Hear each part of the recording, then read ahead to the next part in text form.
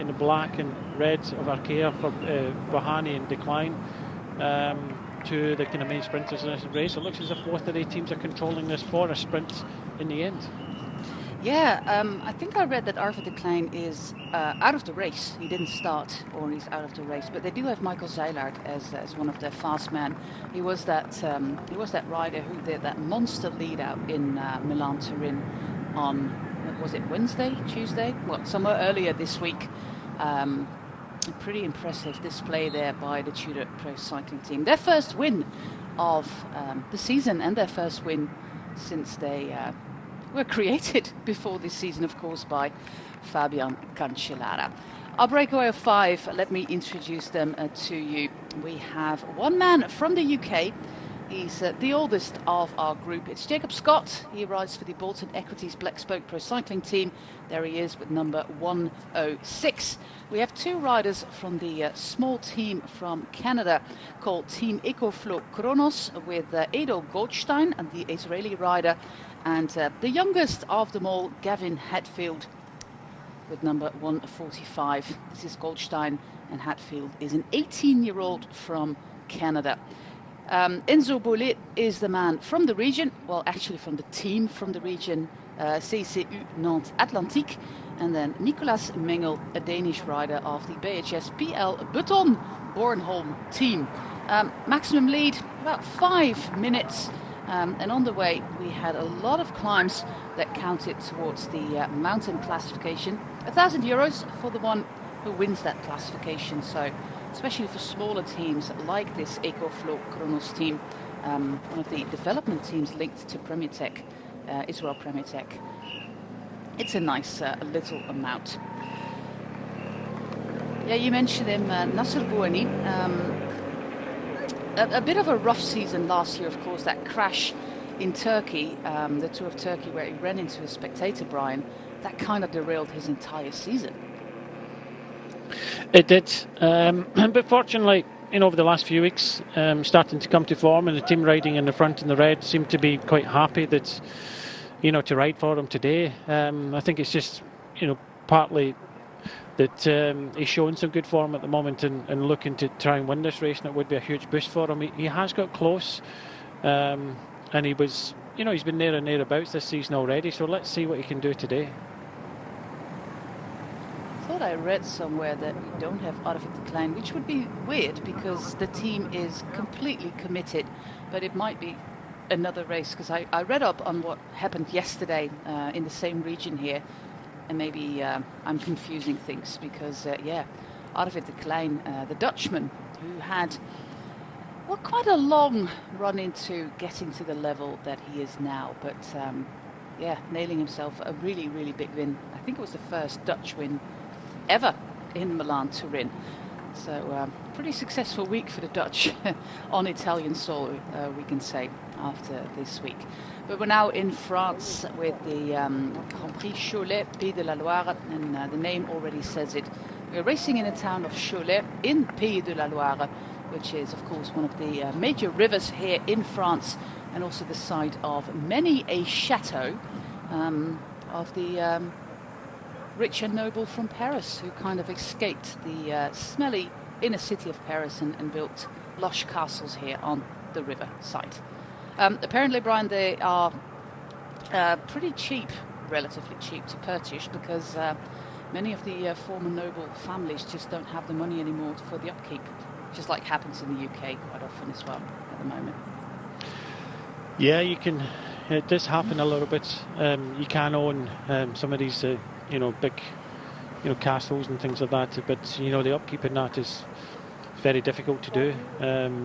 I know that we have a couple of programs here in the UK where people have actually kind of bought in to these places and done them up as they go along for wedding venues and various other kind of venues. So yeah, it happens from time to time.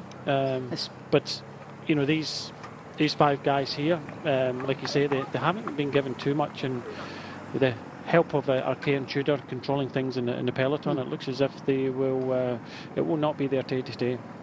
I was indeed confused. It was yesterday that Arvid de Klein didn't take the start, so quite possibly to put everything on today. So, well, the team is completely committed to him, as you can see there. Arkea Samsic, we already mentioned Nasser Bouhanni, also Mathis Lebert. The last man to stay with Dylan van Baarle in Omloop het Nieuwsblad. Donovan Grodin, the track rider, Kevin Le Danois, Laurent Pichon, Alain Rioux, and Thibaut Guernalec. And those are the riders of Roger Tréhin, the sports director there. And also introducing the riders of the Tudor Pro Cycling team with, of course, Arvid de Klein, Niels Brun, the Swiss rider, Sebastian Kolze-Changizi, a young Danish rider, Jacob Eriksson, Mathis Rondel, the French rider, and Michael Zeilaert, the lead out of Arvid de Klein. And yeah, maybe you can explain, Brian, what a win like they got earlier this week in Milan-Turin does to a team, a new team like Tudor Pro Cycling is.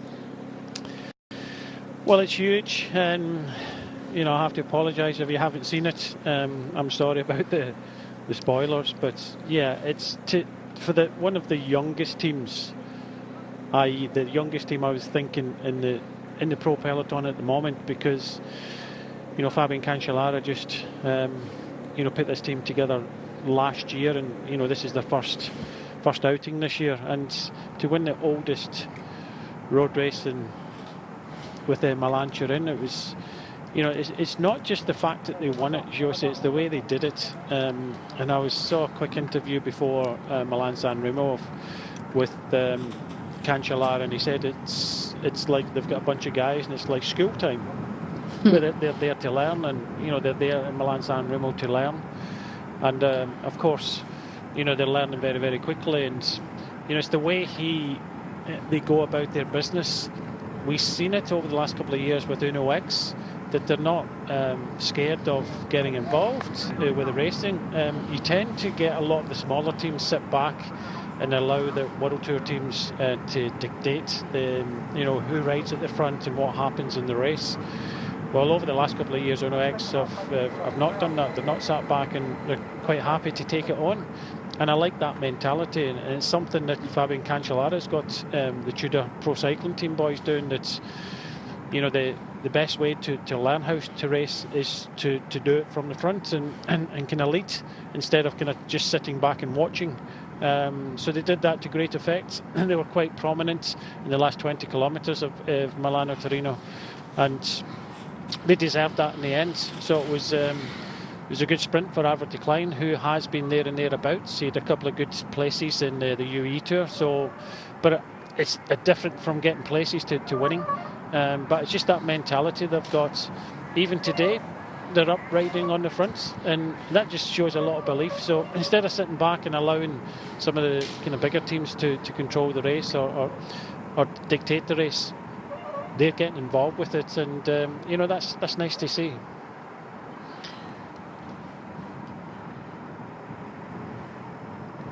The man in the breakaway for the team from the region, getting some bottles, some gels there from the sports director of U Nantes Atlantique, a team with a man who was second, who was runner-up last year, Emmanuel Morin, which was a huge result for that small team, especially since, of course, these French National Cup races, I have explained it before, are really, really important for these French sponsors. Of course, we go out to wherever you're watching now, whether that is Canada or the UK or wherever in the world, but it's most important. This goes out on French regional television and French national television, and that is, of course, so important for these smaller teams who are mostly on a shoestring budget.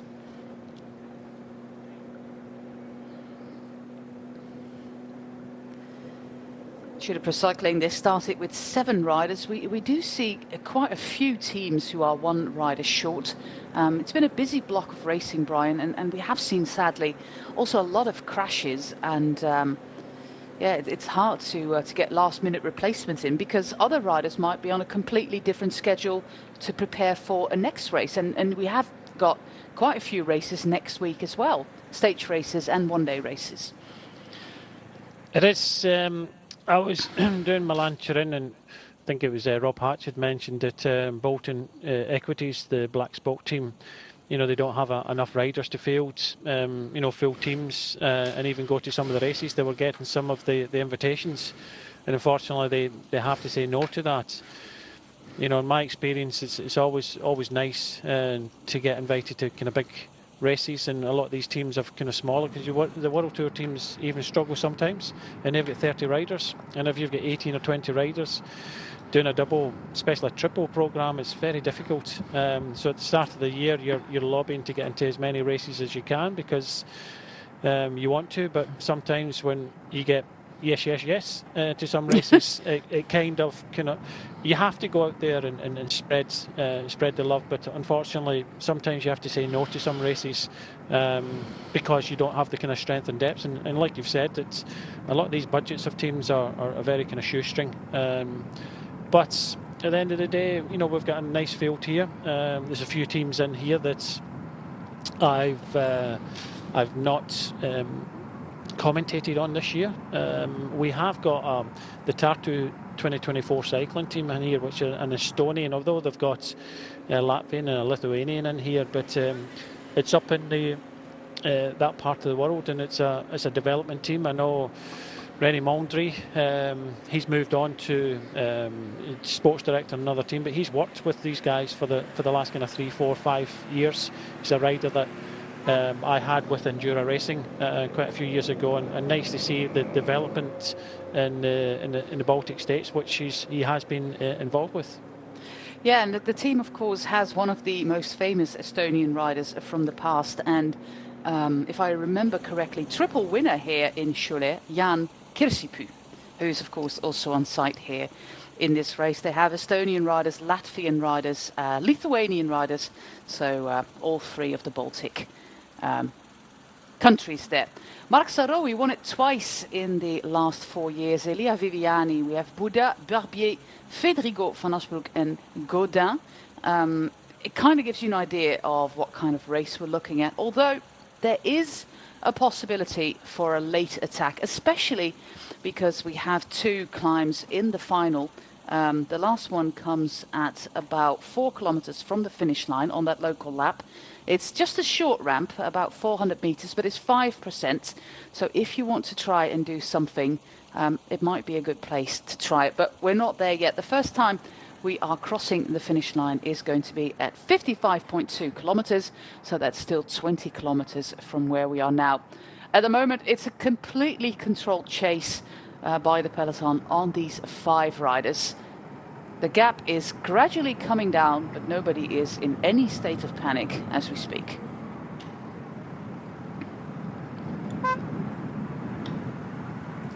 This EcoFlow Kronos team, that brand, it's a brand name of Premier Tech, has their headquarters not far from here. So they were very active yesterday. They won the mountain prize with Florian Charpentier.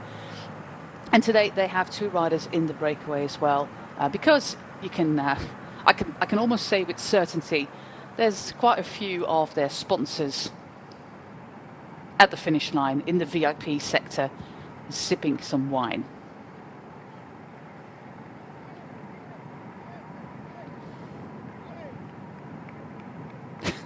One guy at the side of the road with a banner saying that he wanted a bidon. Normally you see kids doing that. I don't see a lot of grown-up peoples with the bidon sign, but no luck for him at the moment. Nobody wanted to get rid of the bidon. Lovely green part of France. This is the Pays de la Loire, and this race is in its 55th edition already. So a pretty old race. And I already mentioned some of the previous winners, including Jan Kirsipuu.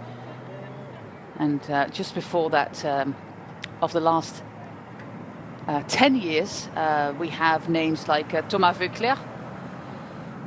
We have Chris Sutton, who won it in the past, Jens Vogt, and 3 times in a row, Jan Kirsipuu, Stefan Hulot, Frank van der Broeke, Laurent Madouas. Kim Anderson won it in the past, and the very first edition was in 1978 with Jacques Bossis as winner and Rocher Leguet in second place, the current director, leader, boss of the MPCC.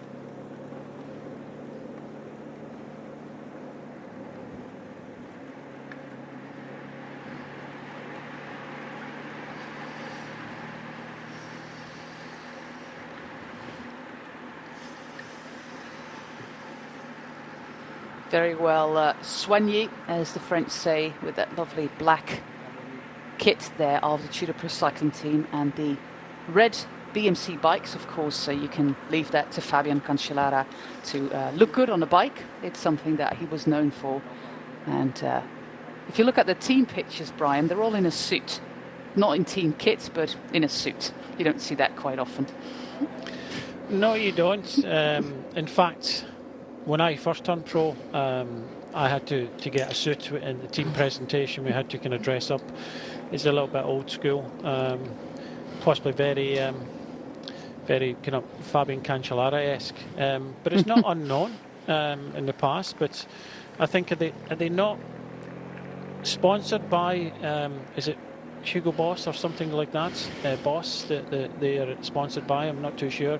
I know it says Boss in their sleeves there, but I would assume that they do quite nice suits, and that's why they're there, and that's what they are there to show. But many team presentations, it's most of the riders are in lycra or the kind of casual clothing and things like that, because that is a sport. But yeah, every now and again they'll pop up with suits, and they they kind of stand out from the crowd. You're indeed correct. They are sponsored by Hugo Boss, so that explains the suits a little bit better, and probably some nice smelling perfumes and aftershave and what have you in the Boss range for the riders to enjoy as well. But yes, a team with ambition. Of course, Cancellara has already indicated that he wants to be a Pro Tour, that he wants to one day line up for the Tour de France. We had discussed this before, that the first World Tour licenses won't be up for another 3 years, 2.5 years from now. So it's about getting points. I saw a very interesting new ruling from the UCI as well that will affect wildcards in the future. That for now, teams have to be in the top 50 of the UCI ranking. Next year it's going to be top 40, and the year after it's going to be top 30, which is going to be problematic, for example, for a team like Koratek, who are way down the ranking and would then not be eligible for a wildcard for the Giro, for example. And the same goes for some of the smaller Spanish teams. So if we go to that system, if that is indeed implemented, that would mean there's more opportunities for teams like Tudor if they do get the points, and the wildcards do not automatically go to the French. This year French teams are not amongst the wildcards for the Tour de France, but the Spanish and the Italian ones. So it's an interesting ruling that the UCI is now proposing with regards to the wildcard selection. I think it's a good rule. I think it's a great rule. I hope they do it, but because people will get in, whether they in some of the races, I know it's happened that people will offer the organisers something, whether it's to the race. We know that Tudor are sponsoring some of the kind of timing of some of the races. We saw that in UAE, and surprise, they got an entry to that race. So it does happen in the past. There's no covering anything over that. Sometimes if you've got an expo and a race every day, then you're paying a kind of nominal fee to be part of that, which gives you the opportunity, because the race organisers can get that income and your team's in a race. So I've always thought that, and rightly so, that race organisers favour their local teams, teams from that country, and it's nice for that to happen. But here in the UK, we can talk about the UK all day long, but in the past it's always been very difficult because there are so many places in the Tour of Britain, and you cannot take every British team because there's so many of them. So you have to kind of pick and choose, and the organisers had to do some sort of point system in some of the other domestic races. Even some of them were criterium races to be able to kind of qualify for that. So I really do think that it takes the onus away from the event organisers, and the best teams will get that opportunity to race some of the nice races. I'm not saying there's unnice races, but the bigger races where you get the bigger publicity. 70 kilometers to go. This race in total is 205. I don't think I even mentioned that before. And we are making our way to the city of Cholet with its beautiful cathedral that you will probably see quite a few times on your screen coming up. Another small team from Denmark is the BHS PL Beton Bornholm team. Beton, I think, just like in Dutch, is the Danish word for concrete. I think that's what it comes from, because that's what we call concrete, beton. So it could be a concrete sponsor? A concrete sponsor, yeah. Well, better concrete sponsorship than dreamy sponsorship. That is also, sadly, a reality. Quite recently with the team known as B&B, but also Casa Dorada, a women's team in the past. The Manuela Fundación is, of course, quite a known story. And, well, there is some rumours at the moment in the women's peloton that the newly minted Sav team might also be in a little bit of trouble. Back to our breakaway. Jacob Scott there, the rider of the Bolton Equities Black Spoke team. I spoke to his sports manager, Frankie van Hazenbroek, the Belgian rider. And yes, they had to sit out the Bredene Kokzijde Classic. They had quite a few crashes in Drenthe. Paul Wright, for example, broke his collarbone. But they also had quite a few COVID cases. COVID is still going around, and especially for athletes can be quite dangerous. So they just didn't have enough athletes to actually race. But it's a really valid point that you make, Brian, that these are teams with 18, 19 riders. And also with this team from New Zealand, they have the handicap that they have quite a few riders who race on the track. And we just had the World Cups in Jakarta, in Cairo. And they need to qualify for the Olympics. So that also means that you can't use a couple of riders. And then, there's just not a lot left. For this team. I think next week they're going to Kopi Bartali. So it's a really busy program for such a small team. I know it is difficult, but the team we're talking about, it's good to see them, in this peloton and in some of the races, because I think that they've done so well in many of the races that's in the past. Certainly, are well worthy of their pro team status. They do, of course, have the Kiwi champion and the Irish champion. The Irish champion is actually racing today, Rory Townsend. And, he's a good shout. He's not been mentioned at all. He's quite quick when it comes to the finish. And he spent a lot of time in Spain training. He comes from not too far away from me, in the kind of Tooting area in London. Trains in a lot of the kind of roads that I use for training. But, I had a Continental team, general managed it with Endura Racing before we merged with NetApp, and I had 18 riders and we did a double program, and I know what it's like. You have to be kind of very, very selective, and I think there's a few more races now, and it's always the case where you're juggling things all the time. And of course we didn't have to deal with COVID in those times. We did have kind of injuries and crashes and various other things, but it is so difficult, and it does cost a little bit of money if you don't watch your budget. A lot of these teams will get a little bit of start money, but it's only a little bit. The higher up the pecking order, the more start money you get in a lot of these races, but often you don't get the start money covering everything. And I remember trying to get in the Vuelta a Murcia, and they said, look, you can come, we can give you entry, you have to get here, and of course you have to pay your own hotels.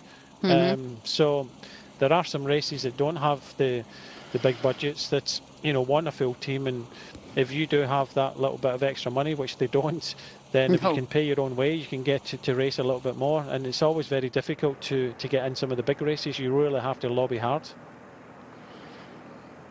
Yeah, that is, of course, absolutely true. Back to our breakaway. A little bit of lunch there for the 21-year-old from Denmark. We have, with number 144, Edel Goldstein. Like I said, it is a little bit of a development setup for Premitech, just like they had last year. He's the younger brother of Omar Goldstein. Oh, we have some action going on there. There's young kids watching. Oh, the camera guys The camera guys are also chuckling. Well, the riders seem completely unfazed by the action on the side of the road. Yeah, this is also a team that is racing some of these smaller Coupe de France races. It's a 1.1 race, so the third tier. And we'll probably see them again later this year in their most important race, the Tour of Denmark, which is in August, I think, just before the Vuelta. You can see Premier Tech there also on the bib shorts of Jérôme Gauthier.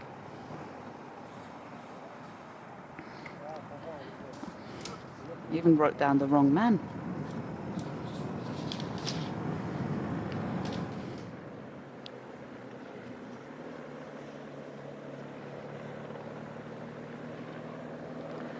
It's the Canadian Jérôme Gauthier and not Gavin Hetfield. But still a Canadian rider. We have Groupama FDJ also at the front there with their team, with Louis Askey, Paul Penouet, Lawrence Pithy, who was second yesterday, his first podium for the New Zealand rider Bram Velte, Thibaut Gruel, and also a call-up for one of the development riders, young British rider Noah Hobbs is also part of the Groupama FDJ team. And as I've explained before, they basically depleted their entire development team last year. 9 riders to their own World Tour squad and Jensen Plowright to Alpecin de Koning, meaning most of the riders on the Groupama FDJ team are straight from juniors, and they get the opportunity to do a little bit of racing with the team here.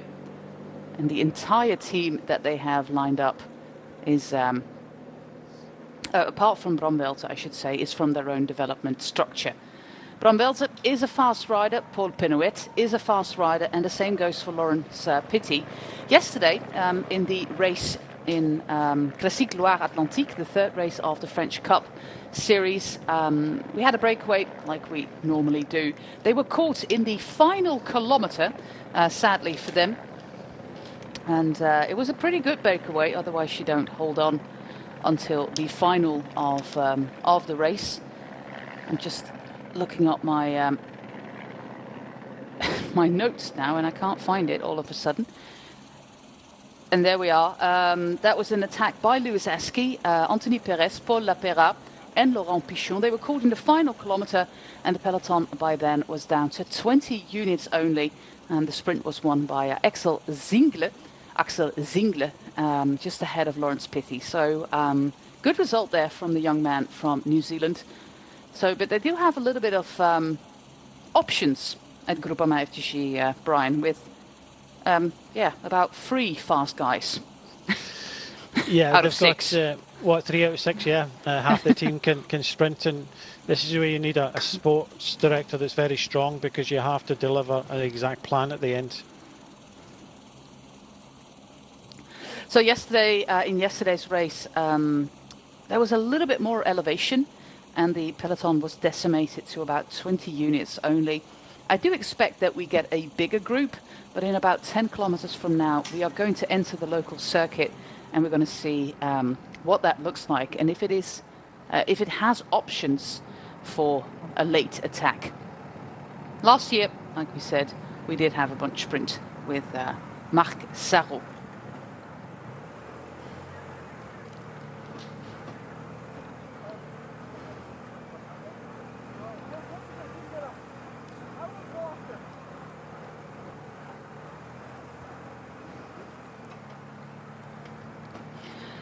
Jacob Scott, according to Procycling Stats, born in Oldham, if I'm correct, that's somewhere in the northwest near Manchester. Yep, you're right. I have a very specific reason, Brian, why I know this. I know Jacob pretty well. He's deserves this shot at this. You know, he's been knocking at the door for so many years, and I think I've said in my commentaries, you know, every time I see him race, he goes out there to race, and so far so good. He's been battling it out in the King of the Mountains competition, and we will see him on the podium later, because it looks as if he's taken the Mayor Grimper Prize, the King of the Mountains, in this race. but he's won the King of the Mountains, as most people that know Jacob in the Tour of Britain, always in the breaks, very strong rider, and I think has been overlooked for the last few years. He's got great family behind him, John Scott, who is, by his side helping his son. I think it was it last year he won the mountain bike endurance British Championship as well. So he's a quality rider, and I'm so pleased when I heard that he joined the Kiwi team here, the Bolton Equities Black Spoke team. I thought brilliant. And really no surprise to see him in this breakaway today. So we will see him later on on the podium.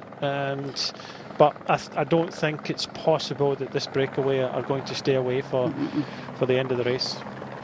No, because if Jacob would have stayed on his old team, the With Sungot team, he would be without a job right now. The Bolton Equities Black Spoke team, they've got 3 years of financing in place at this level, so they also have a little bit of margin to develop riders. Of course, most of the riders are from New Zealand, but like you said, a few from UK. Matt Bostock sadly crashed out of Nokere Koersen. We have Mark Stewart, of course, and Jacob Scott, and, well, born in England, but Irish champion Rory Townsend. But the focus is on New Zealand cycling first and foremost. They have 20 riders on their roster. And like you said, they are racing a double program. There's also a one-day race at the moment in Italy called Per Sempre Alfredo. So yeah, they have a double roster and stay in Italy for the Settimana Coppie Bartali. Busy times, and there's some good results as well. And always, like you said, in most of the races I have seen with them, they have been in breakaways. They were very active as well in the Tour of Rwanda, with James Fouché being in many a breakaway. I think half of the stages he was in the breakaway, picking up the points for the intermediate sprint classification. The team at the front is the team from the south of France, the team Nice Métropole Côte d'Azur, with, as you might expect, 7 French riders. They're also doing some work at the front, and I'm just trying to figure out who for. Because of course, other teams will be grateful for the work.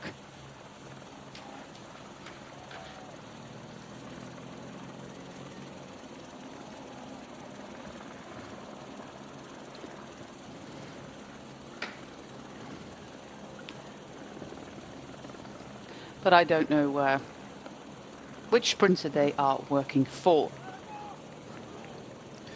No, I'm completely the same. A lot of these riders are quite new to me, but they come from kind of good stock, and it's one of these things that I was talking about just a moment ago, where you can afford to kind of sit back and allow the other kind of stronger teams to race and to take things on from the front. But sometimes it's nice to get involved with the action and get involved with the racing. Well, we have some action as we approach Cholet, one of the AG2R riders at the front with, I think this might be Nicolas Prodhomme. And then all of a sudden the gap of our 5 leaders will drop significantly, because just like yesterday when the attacks started about 55 kilometers out from the finish line, today we are at 60 kilometers, and hopefully we will have a very attractive, very aggressive final to this race. I'm not in any doubt that there's going to be some good action, and we're heading around this circuit. It's just every year that this race is covered, we get this, but it's just always very difficult to go with a small group to the finish. But there's a lot of teams in here that don't want to come to the finish with the likes of Tudor and Arkea, and they have to start to play their cards. However, AG2R Citroën have got a couple of good kind of fast guys. Damon Tusa is not too shabby, but it looks like they want to have it very, very active.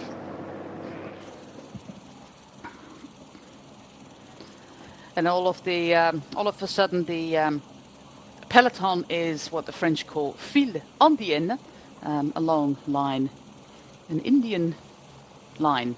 I have no idea where the expression comes from, but they call it a file indienne. Peace has returned for just a little bit because they are just making their way completely unsignaled traffic, not protected, not signaled in any way, that traffic island, but luckily everybody was alert and nothing happened like we saw in that final of Milan-San Remo, where there was a bike rack on the left side of the road where nobody was actually protecting it. There was no hay bales, was nothing. But luckily everybody was aware of the danger. We're crossing the finish line, Brian, at 52 kilometers.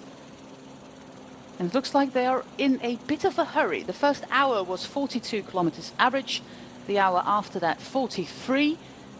And everybody is making their way to the front as soon as possible.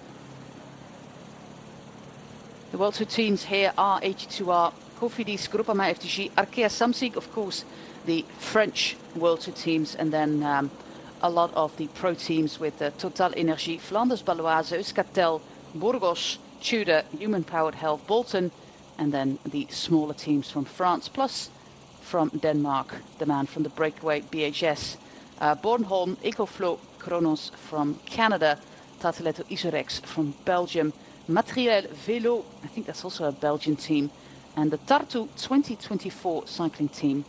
And I think, if I can remember correctly from the Tour of Rwanda, that the Tartu 2024 is the European City of Culture project, European Capital of Culture.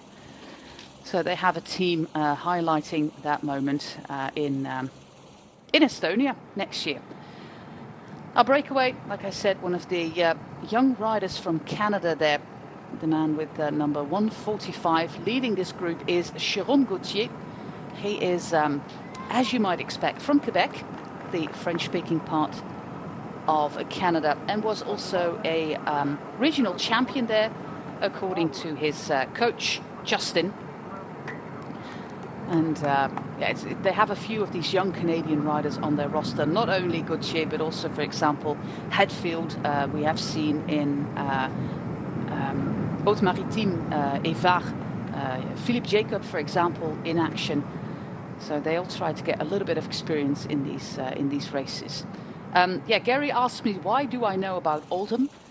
It's the birthplace of Mark Owen, of Take That, of which I was a huge fan when I was younger. When I was 15. He's from Take That, Brian. Oh. Yeah, I know you have. Yeah. I know you have sons, but it was. They're still quite popular, by the way. Still stadium-sized concerts. Hopefully I know. Next year. I know. If you just said Take That, I don't know. It's just a crash in the peloton now, but I don't know their individual names. That's okay. It's just a kind of concertina effect, a lot of braking, which caused this at the back. If we see a replay, you can see the reaction from kind of halfway down the peloton all the way down towards the back. So we see it again. So the action just has become, now it starts to brake towards the front, and it just causes a concertina effect towards the back there, and everybody kind of braking hard, and this is the result. Just a slight kind of narrowing there in the road that caused that. Yeah, and the road all of a sudden is getting a lot narrower as most of the teams are reporting to the front. There is Cholet on the horizon, awaiting us.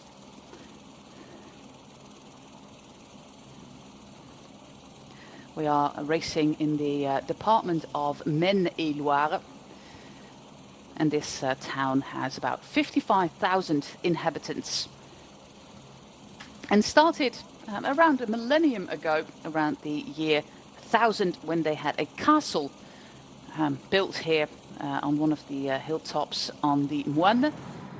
And then all of a sudden it went, and through history it went through the houses of Anjou. In 1214, King Philip II of France actually burned down the city to prevent the city of Cholet to actually support the English. I think 1214 must be around the 100-Year War, when France and England were, well, not the biggest friends, to put it mildly. It was rebuilt in at the end of the 16th century during the wars of the Huguenots, which is also a religious war, and then rebuilt the castle in 1696. And then the castle was again completely destroyed during the French Revolution. So, quite a bumpy ride with the castle here. That was the origins of Cholet. Burned down, destroyed, etc. Just no luck. But today we're going to watch the lovely cathedral of Cholet, which survived most of the religious and geopolitical skirmishes around the region.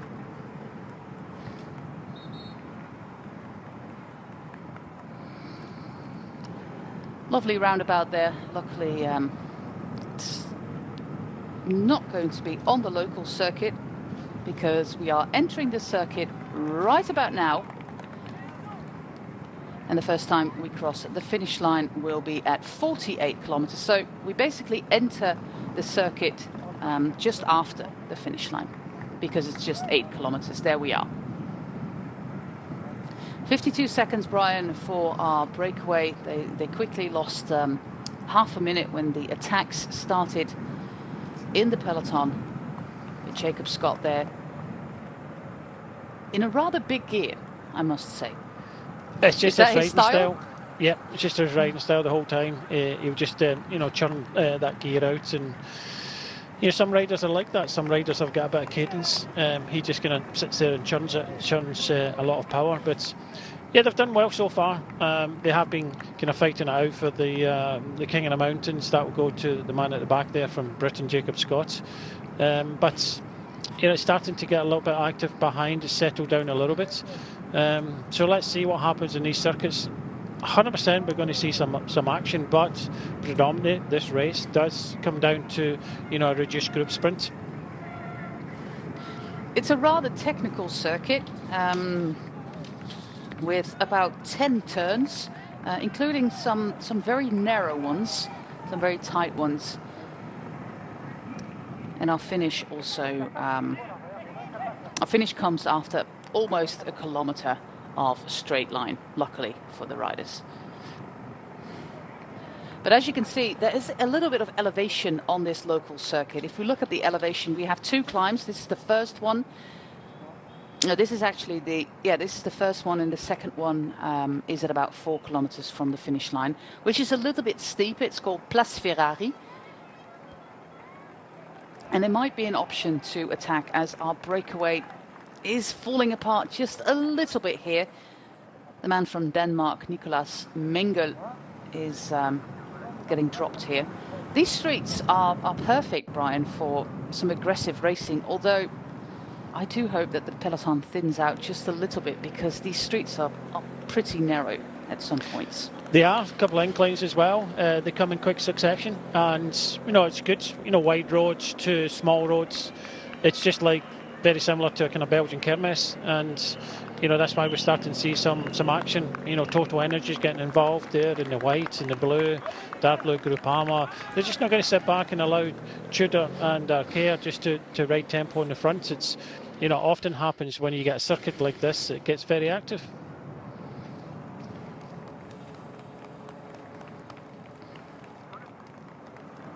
Well, it's not as if you can actually miss that turn. A lot of building work going on right there. And this is that part where we basically double up. We go this way, and then you can see all the way on the other side the Flamme Rouge that comes just before the final turn into the finish straight. And the finishing straight is not flat, it kind of rises up a little bit as well, with some percentage there, so it's a slightly kind of uphill finish. But it's difficult to, in circuits like this, to organise a chase behind, and that's why we're seeing a lot of teams starting to come up to the front that don't really want it to be a sprint, starting to be a little bit more active. But it's always going to be very difficult to try and kind of stay away. You need the right numbers, the right teams at the front, and that's always a difficult thing to have. And of course, you know, with Tudor and Arkea, trying to kind of control things, it means it's always very difficult for kind of small groups to stay away.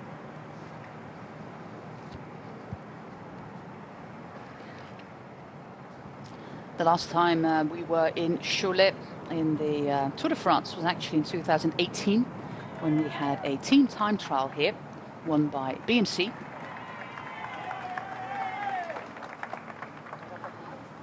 And the gap is down to 28 seconds. Like you said, Jacob Scott is, according to my calculations, going to the podium as our King of the Mountains. But he won't be in contention for today's win, that is for sure.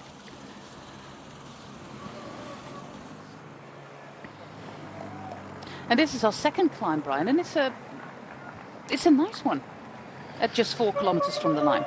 Yeah, we're feeling okay. It's a nice one. We're kind of struggling at the back, but you know, nice to see that you know, there's a lot of attacks. Not for the first time, the team of AG2R Citroën, now Total Energy. So there is a lot of activity in a few of these teams. They don't want it to stay together. They want to kind of try and break this race up. And like I was saying a moment ago, it's always very difficult to break this race apart. These climbs are hard when you go up at that pace, but they're just not long enough to make any big difference. Total Energy are here with a team with predominantly French riders, with Jason Tesson, Jérémy Cabot.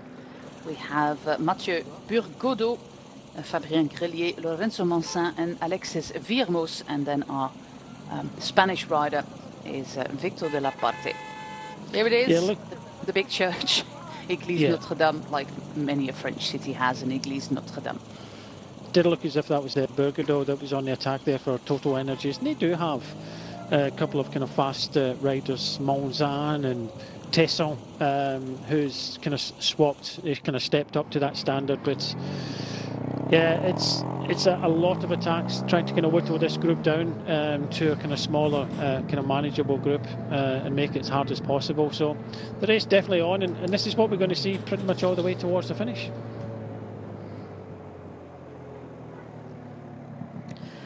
This was our penultimate King of the Mountain sprint.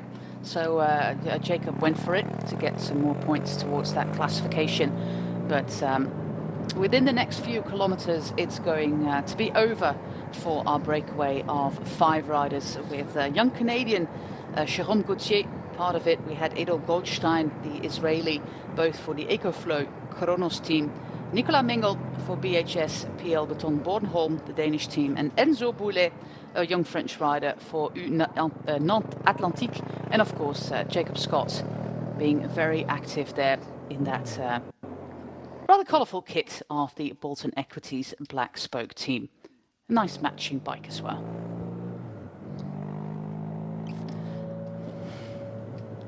Oof. No, it's great that this is a really wide turn, because the speed is really, really high coming down that climb.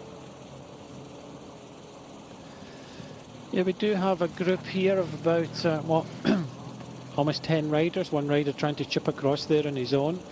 So with that activity there, on that previous small climb, we're starting to see a group, and it has to be the right riders and the right teams, and it very rarely that kind of happens. But you can just see in front the original breakaway have broken down a little bit, but there's another 10 riders coming up here quite quickly now.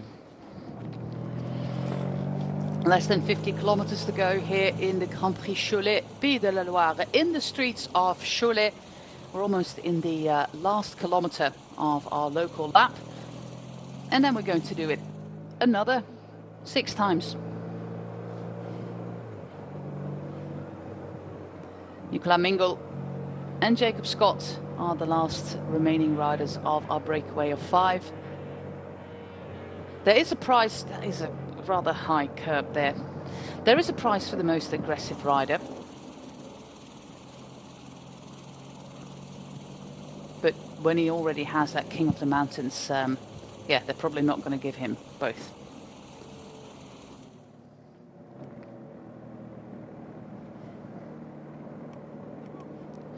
A rather small peloton behind this group, or like you said, a group escaping from the peloton.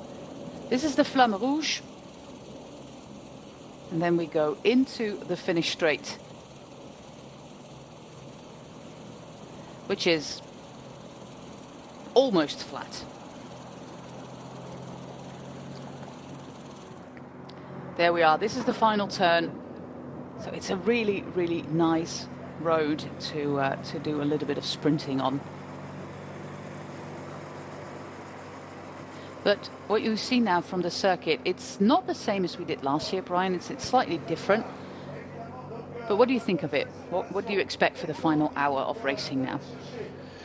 I think it's still going to be active, like it always is in this race. But you've just got this group here and the peloton chasing them down behind it.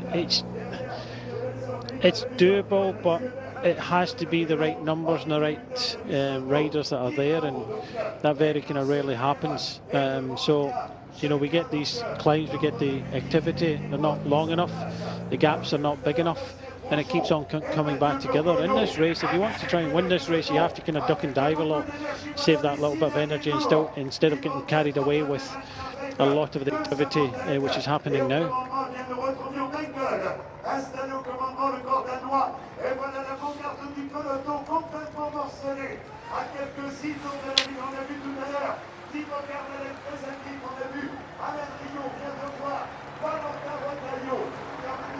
So now 6 laps to go for the peloton, still sizable.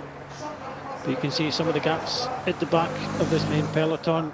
You know, a lot of the weaker riders are starting to get shaken out. But this will continue the whole time. Plenty of activity. So all back together now. With a mixed mash of different teams. AG2R have been very active, Total Energies as well. Both teams of Tudor and Arkea have now kind of been pushed back. They were the two teams that were controlling the breakaway of 5 for pretty much the whole day. So their job's not done, because this activity will clearly keep happening, because when you've got 2 World Tour teams that are prepared to go on the attack, it will be always very difficult to control things.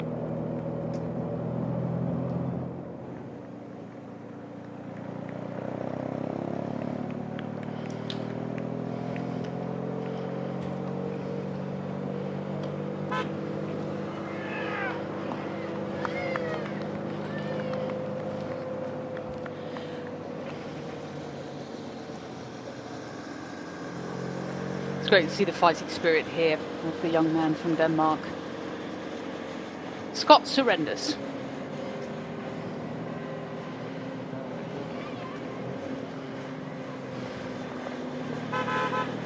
I do think, Brian, that this is a course very prone to crashes.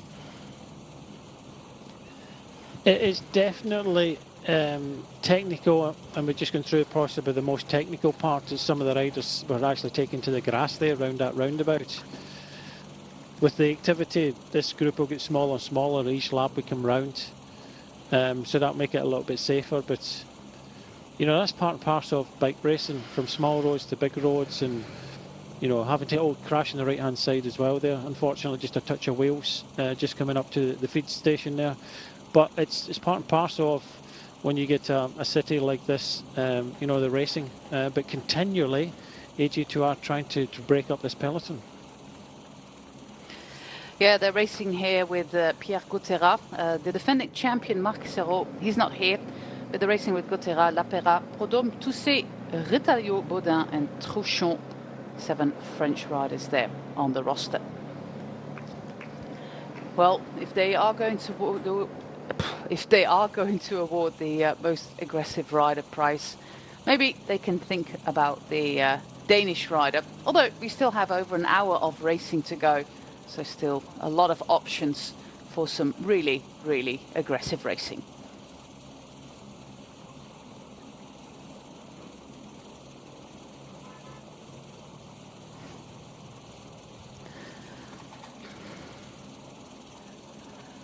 Okay, we start again.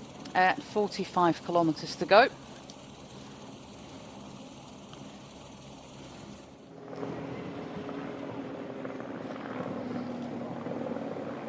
Although there is still a little bit of hesitation there in the peloton. They are leaving this man at the front just a little bit longer.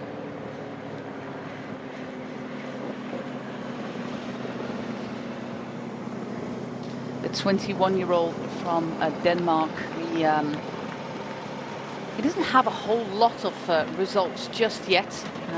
Just back in 2019, started in the under-23 and got some nice top 10 places in the Danish under-23 championships, both in time trial and in road racing. And after that, he is going to the Netherlands to race the Olympiastour, which in the history, it's been one of the biggest development races, as there was a near crash there on the roundabout. Well, you talk about the Olympiastour, it's renowned as, kind of sprinters race. I think it's quite a long race as well, multiple stages. Come the end, there's two kind of climbing stages. That was in the past, but predominantly they were just so fast and furious, the Olympiastour.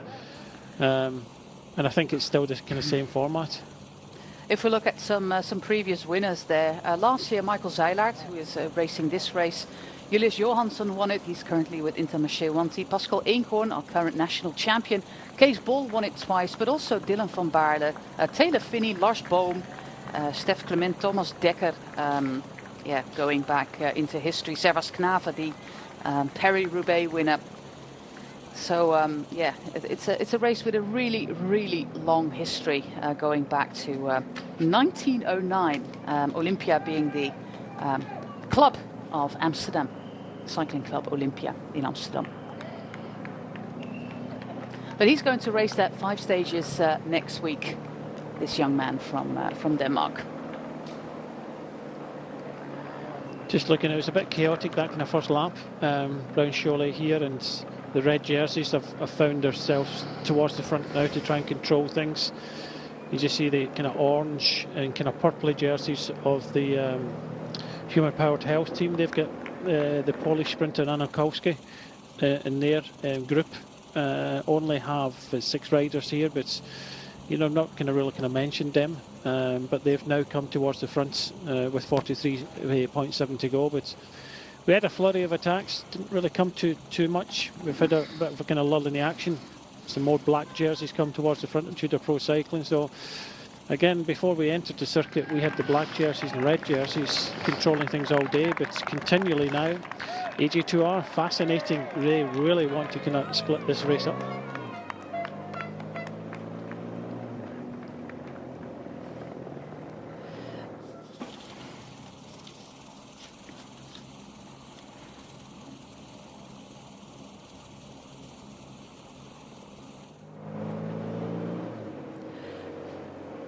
So this was our first climb of the lap.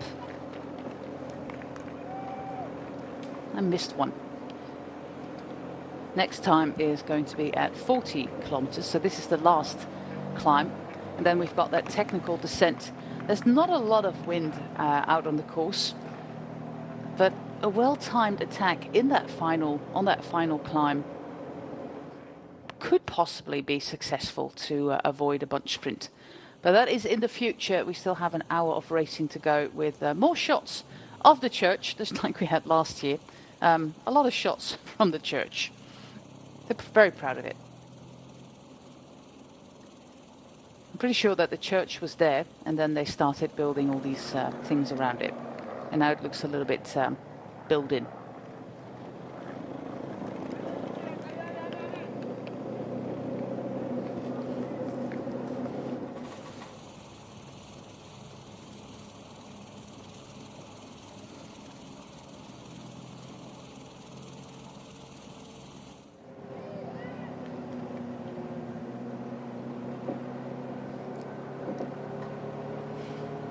But don't forget, we still have our Danish leader, followed by Human Powered Health, with Anjo Kowski, like you said, Banaszek, Gritien, Joyce, Ben Perry, and Sebastian Schoenberger.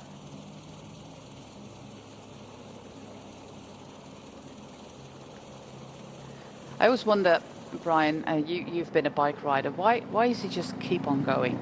Is this about that most aggressive rider prize? Is it about being in the picture? Is it about torturing yourself? Well, all of them. The more time you spend out there, the more you get to, your publicity, your name shouted out, people see you, you're on television, and you've already committed. As soon as you go back to the peloton, your day's gone because you put so much effort into, the breakaway and trying to stay away. So it's just never gave up attitude. And we see this time and time again in many races. That's very rarely do we see riders from the breakaway just automatically sit up. We do, however, you see it from time to time, but not often. So if you're committed, you're committed, and you're committed until you get caught. Well, personally, I thought about 10 kilometres, 15 kilometres ago, they were about to be caught, but he just keeps on going. Under the Flamme Rouge, another lap done here around Cholet. Not a great many spectators out there today. Although it's a nice day, it's about 12, 13 degrees, no rain. But it's not like there's rows of people at the finish line. You can see his brake levers all the way to the inside. Why do riders do that? Well, there's a trend, isn't there? Kind of breakaway specialists have always got these narrow bars widening at the bottom with the levers, and it's, obviously the puppy paws is illegal now, so it's as close to you will get to puppy paws now by having them where they are at the moment in the leader's bike.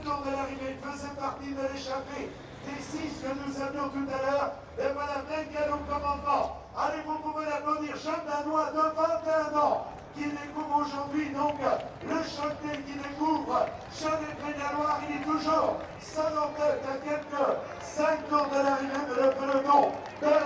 5 seconds for Mingel. So you see some of the riders of the EcoFlow Kronos team at the back. Might as well be our two riders who were in the breakaway today. Well, it looks like now it's over, Brian. 40 kilometers to go. It's over and out for Niklas Mingel, the 21-year-old from Denmark. A really valiant effort, and he showed himself to an international public there and his team colours.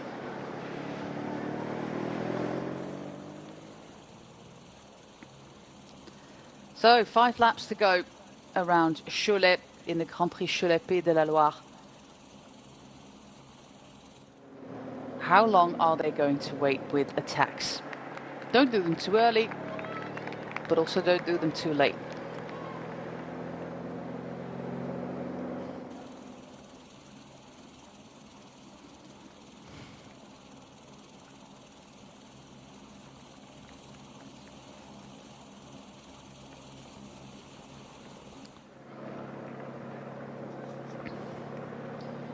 Also getting to the front is Cofidis. They already had a successful weekend with the win yesterday of Axel Zingler, a man who comes from the east of France.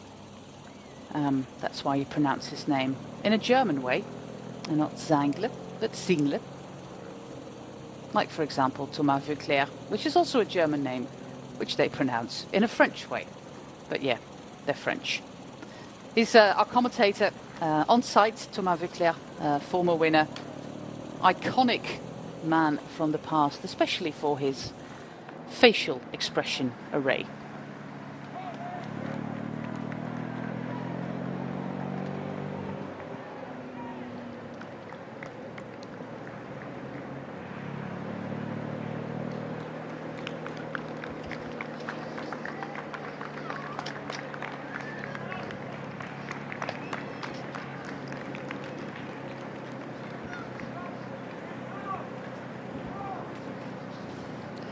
The first of our 2 climbs on the lap. Some riders of Flanders Baloise moving to the front.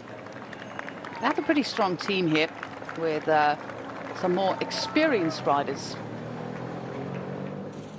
Of course, every year they lose their best riders to the pro teams, and then they have to start again. And some of their track riders are here, including Lindsay de Wilde. But they have a pretty good team here, with riders who have already shown at the front of the bunch that they can take that step up. A team funded by the Flemish government, meaning you're also on the payroll of the regional government. Belgium actually has 3 governments and a federal one, but this is the Flemish government that pays the salary. So that's why, yeah, there's no non-Flemish riders on the roster, because you're basically a state employee.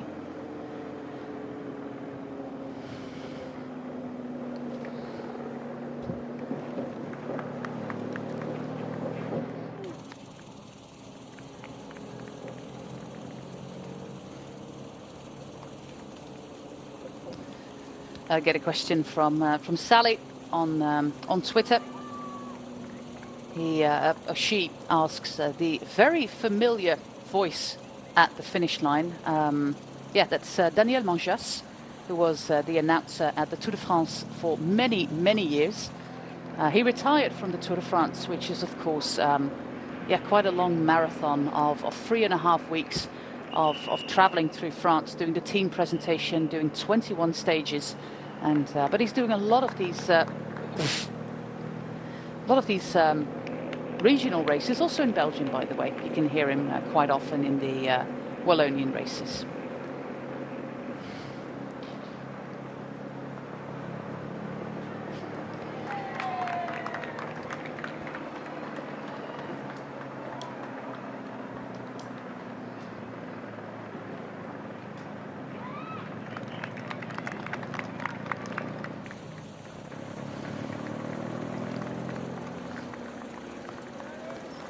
We have the Polish rider in 5th place. His teammate Sebastian Schoenberger from Austria is currently leading the bunch. A man who made the move from the B&B Hotels team to Human Powered Health. Coached here by young Dutchman Luc Buchter.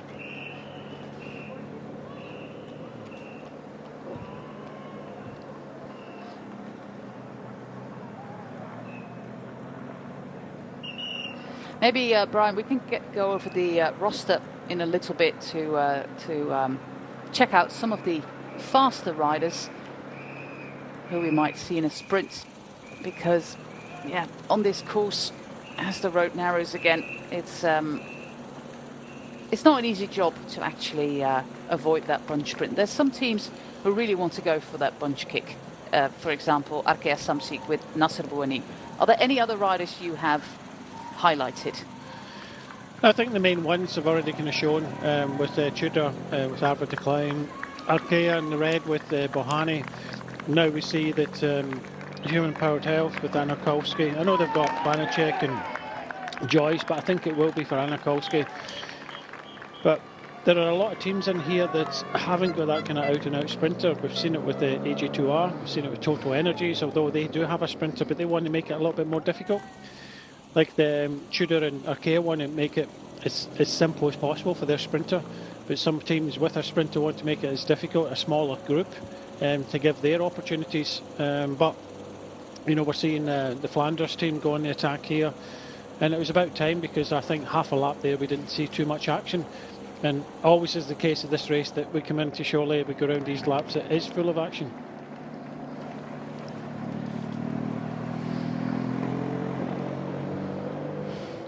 And there's also a lot of places where crashes can happen, especially at this pace that they're racing at the moment. We still have officially one more King of the Mountain sprint, Brian, but we have got that classification wrapped up. Yeah, we do. But what we're seeing here as well in this lap, you know, we heard a couple of riders complaining about the lap around Coxside and teams using the kind of cycle path at the side, and now we're seeing in this race a lot of riders on the pavement. and kind of bunny hopping on and off. That's I still believe it's still illegal, but you know, I think there was a time where there was some commissaires were, you know, disqualifying some riders, and then all of a sudden it stopped. But it's clear to me that some riders are still using the pavement these days, especially when it narrowed there on that kind of small climb. But look, the racing, there'll still be a lot of teams trying to go on the attack, but it's really up to the likes of kind of human-powered health on the front here with Archaea in the red and Tudor. They'll just have to kind of follow the moves, just keep the tempo rolling along here, and try and control. But it will need a significant group of 6 to 8 riders, all fully committed if they're going to try and stay away. But it seems to be, you know, individuals and teams kind of attacking and, you know, getting a little bit of a gap, but not too much to hamper the chances of the teams that are riding at the front for the moment.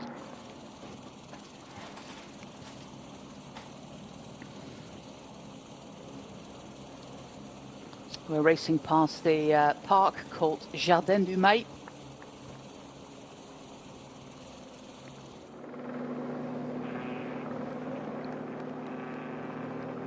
With Sebastian Schoenberger back at the front. And bottles flying everywhere. Yeah, there was a guy with a sign there. So he was asking for it, but they all came a little bit too late.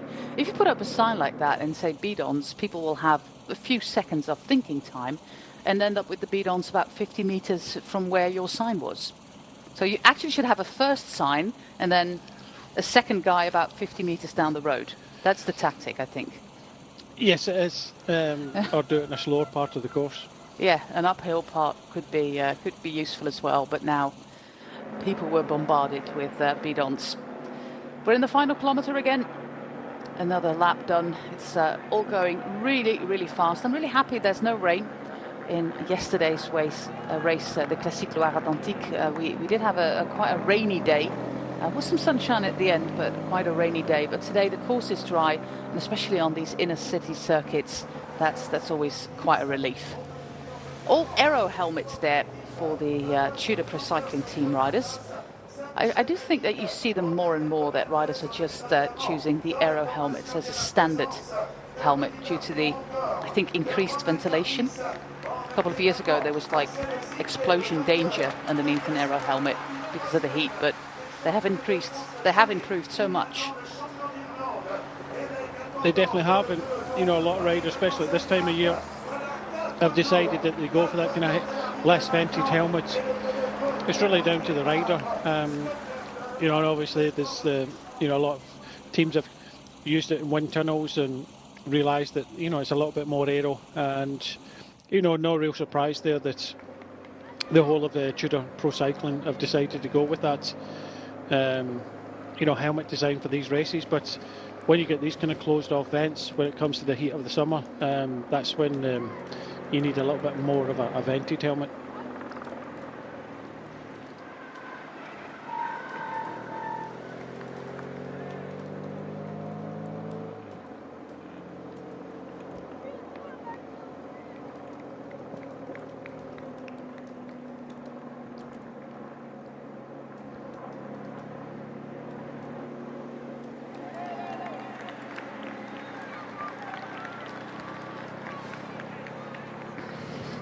How do you actually prevent attacks from happening at the front of the peloton?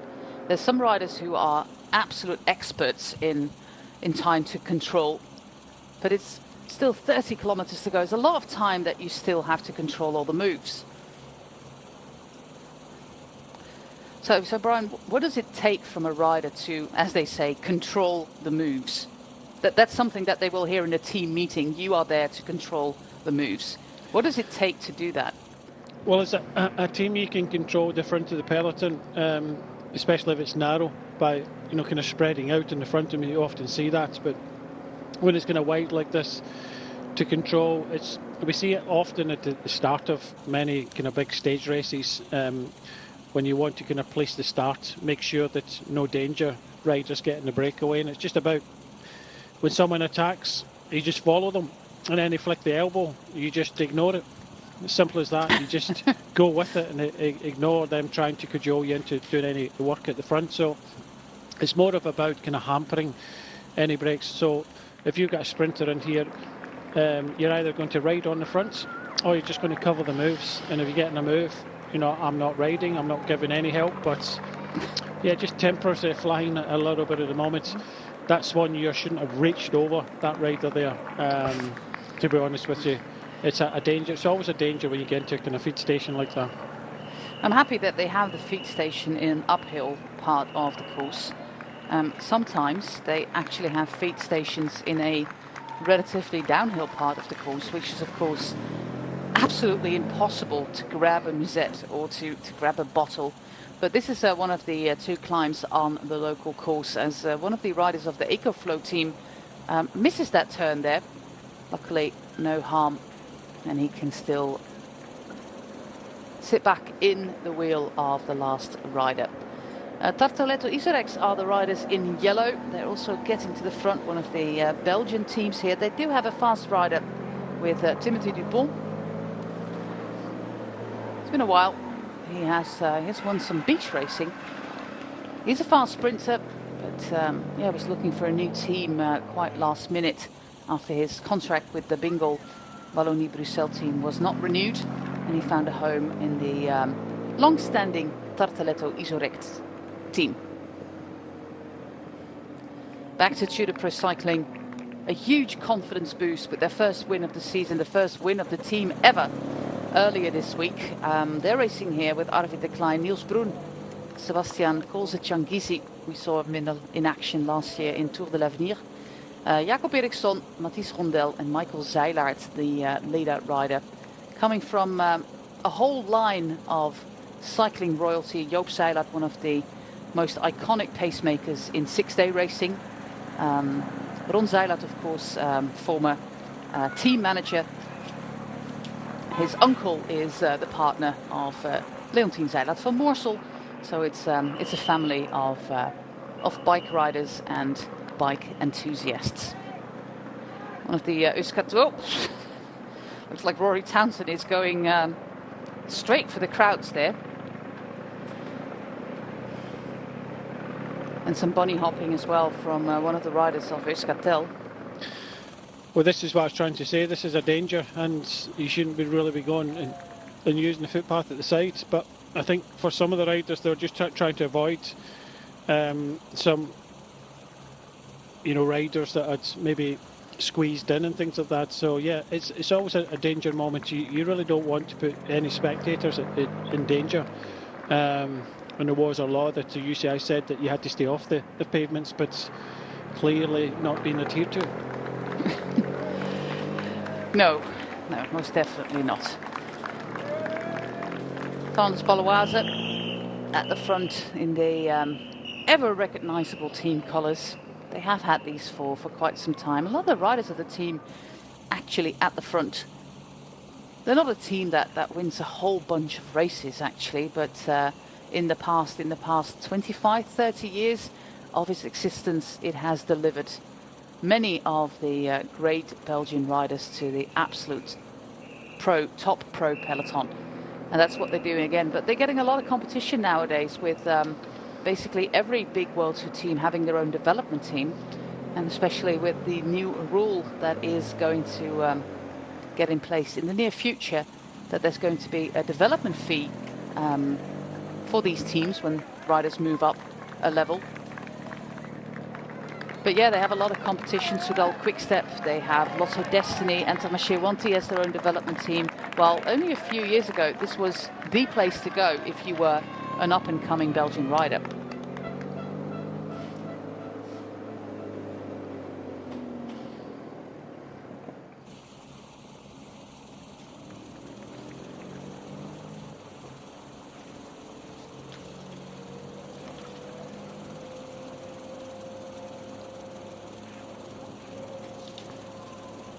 And this was our last King of the Mountain sprint, just on the Rue de Surcouf, just 160 meters, but the maximum gradient is 10%.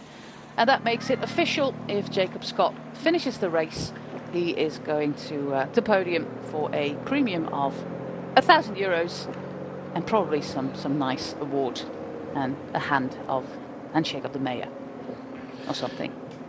Yeah, but it's always good to get on the podium, and Jacob Scott has done that in the past many times in many different races. So, obviously getting himself in that breakaway and, looking at that competition, and, he will be on the podium.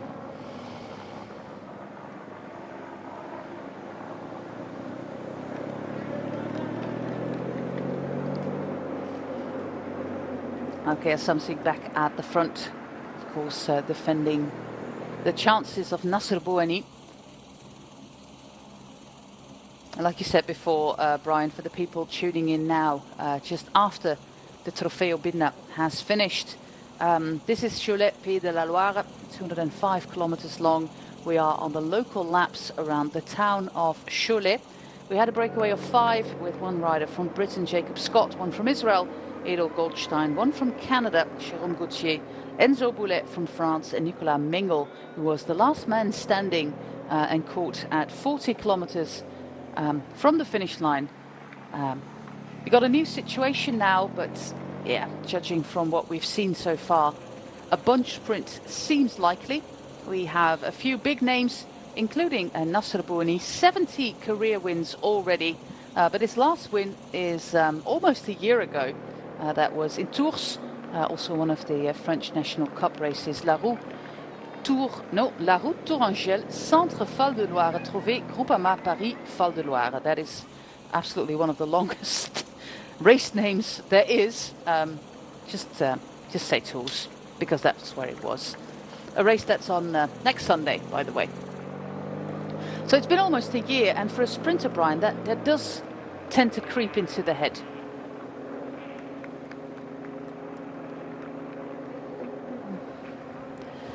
But of course, there is a good reason that Nasser Bouhanni hasn't really gotten a big win in the last year. Yeah, of course, with injury and coming back, you take this all day long.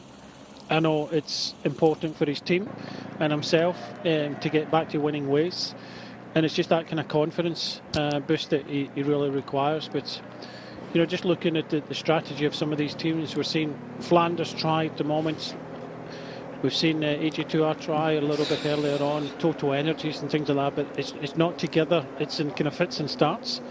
But just not really kind of hard enough. It's being controlled by Human Powered Health. Cofidis now at the front in the red and the white, but Archaea in the reds. Done a good job. The boys in black and Tudor Pro Cycling, again, ridden pretty much all day. So still a sizable peloton. I thought it would have broken up a little bit more.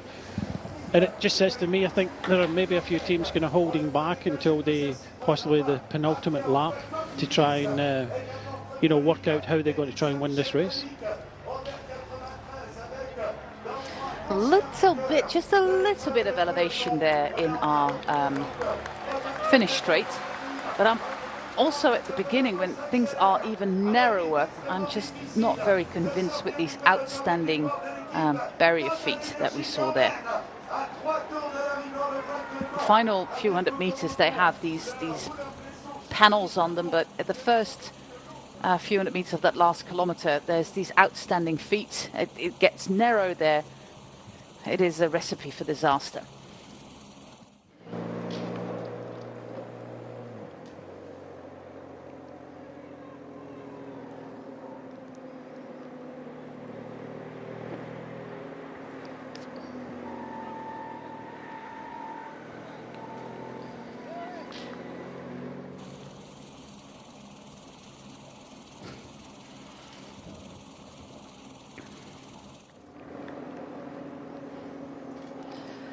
Total Energy, of course, one of the French teams that are not World Tour. Most of them actually are at the moment.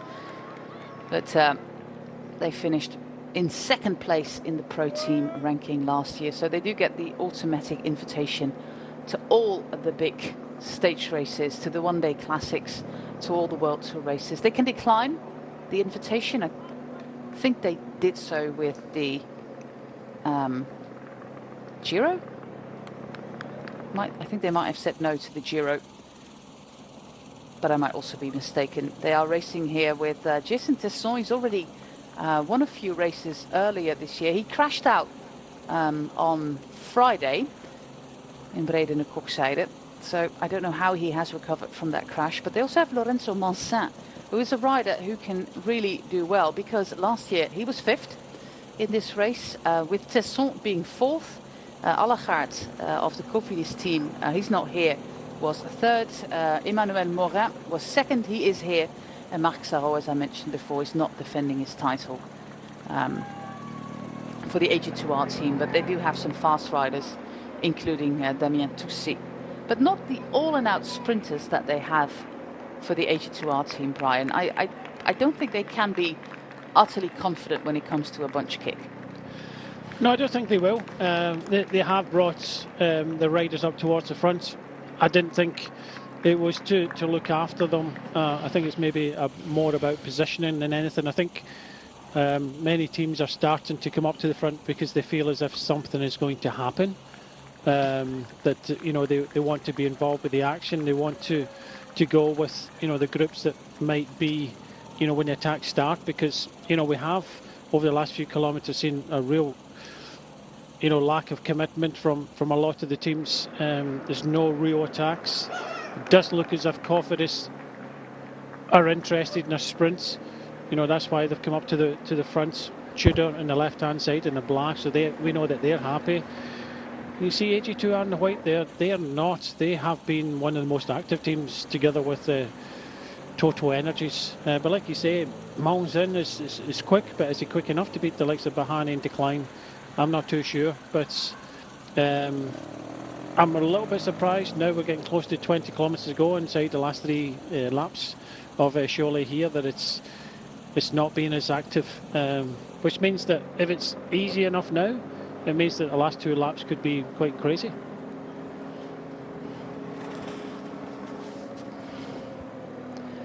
Cofidis already had a successful weekend with the win yesterday in not partner race, but the same region. And most of the peloton we have today is also racing today. This year, we also return to Cholet at the end of June, the last weekend of June, for the national championships here in France. So the road championships do take place here in Cholet. Looking for the successes of Florian Sénéchal and Audrey Cordon-Rago.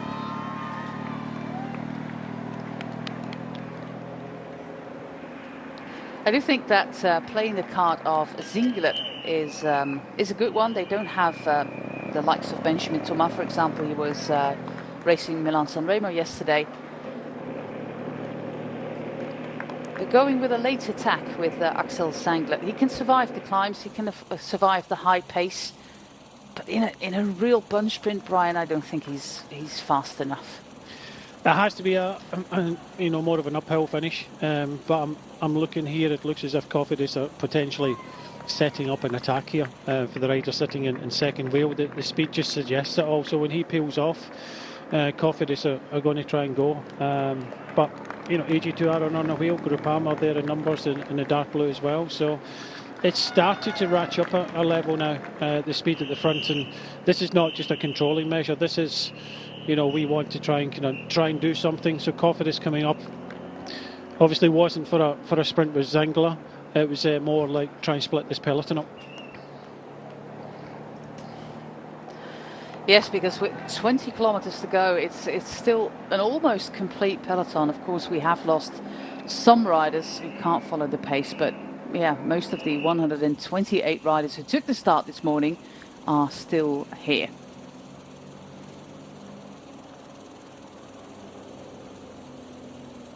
Are we going to see one of the names that we expect? Arvid de Klein, of course. He's on a roll. Buoni, it would be nice for his self-confidence to get his 71st win under his belt. Are we going to see maybe a more unexpected name on the podium in less than 30 minutes from now? This is, of course, the place where you want to try. And you might as well do that with Anthony Perez. Yeah, he was sitting second wheel, wasn't he? And he was being set up there. But the thing is, he maybe should have gone a little bit earlier in the climb. He just went over the top there and, dragging a few riders with him. But definitely determination there. But he's got AG2R, a couple from Groupama, Total Energies there. But nothing splitting. And they're looking behind. So it's just going to kind of dampen the speed of some of the riders, but it isn't really kind of happening for Cofidis to try to kind of set up Perez there, but it hasn't happened. Well, they did try this move yesterday as well in the final with a small group, and Perez was part of that group together with Louis Aski of Groupama FDJ, Paul Lapera of AG2R, and Laurent Pichon. They didn't win. They got caught in the final kilometre, but Zingle, he won. So it might be a nice tactic.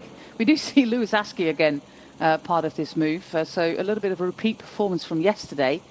But Anthony Perez, he had a fantastic win not that long ago after a fantastic solo in the Drôme Classique, which was a headwind for about 35 kilometers, and he pulled it off on his own. So this man is really, really strong.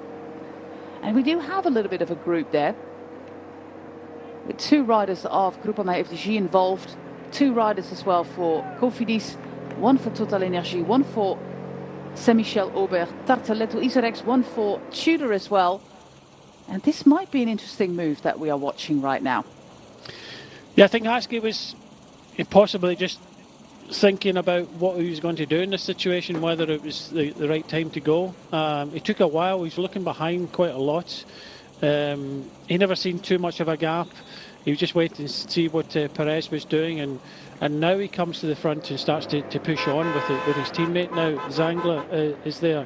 So, even by pushing on there from Aski, it's pulled 4 riders away, but Arkea Samsic just behind. So it's all hands to the pump for the moment, and we're starting to see gaps, but I still think this will come back together, but it will be the counter moves. So we're starting to see the softening up process now. Yeah, and also with the pace that we are racing at the moment, if you find yourself all the way at the end of the peloton, it's going to be a big effort to get back to the front. This is the moment that you really have to try and stay at the front. Otherwise, it's a lost cause. It is. The gap has opened enough. Just looking a little bit further down this group, but definitely Zingler's there at the front. And a few riders not willing to do any help whatsoever, and just looking further down, there's 1 rider there from Tudor, so he won't be doing any work whatsoever. This is what we're talking about before, about kind of placing moves, just being there and not doing any work whatsoever, which kind of hampers the groups that are trying to attack off the front. Aski, Pitti, and also Axel Zingle, yesterday's winner and yesterday's runner-up. 2 more laps to go. Lady Finet as well here for Team Cofidis.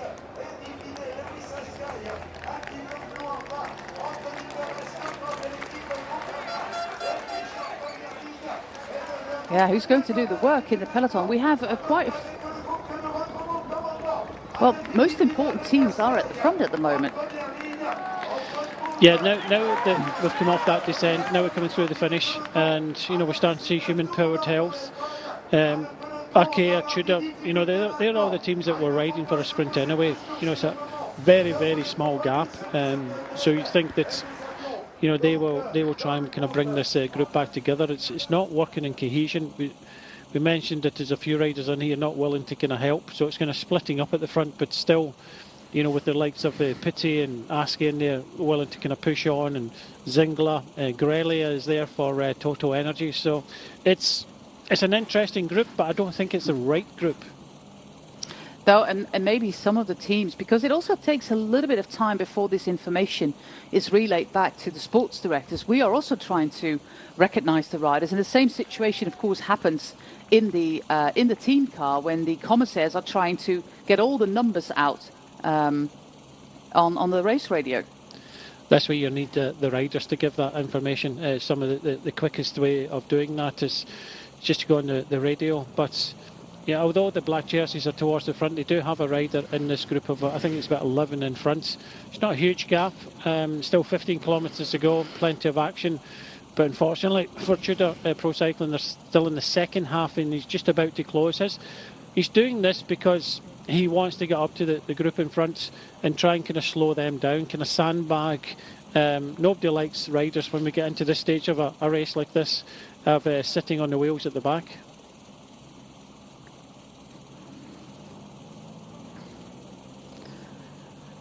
Six riders now, twice Groupama FDG, twice Cofidis, Euskaltel, could also be the Saint-Michel team, but I think this is Euskaltel.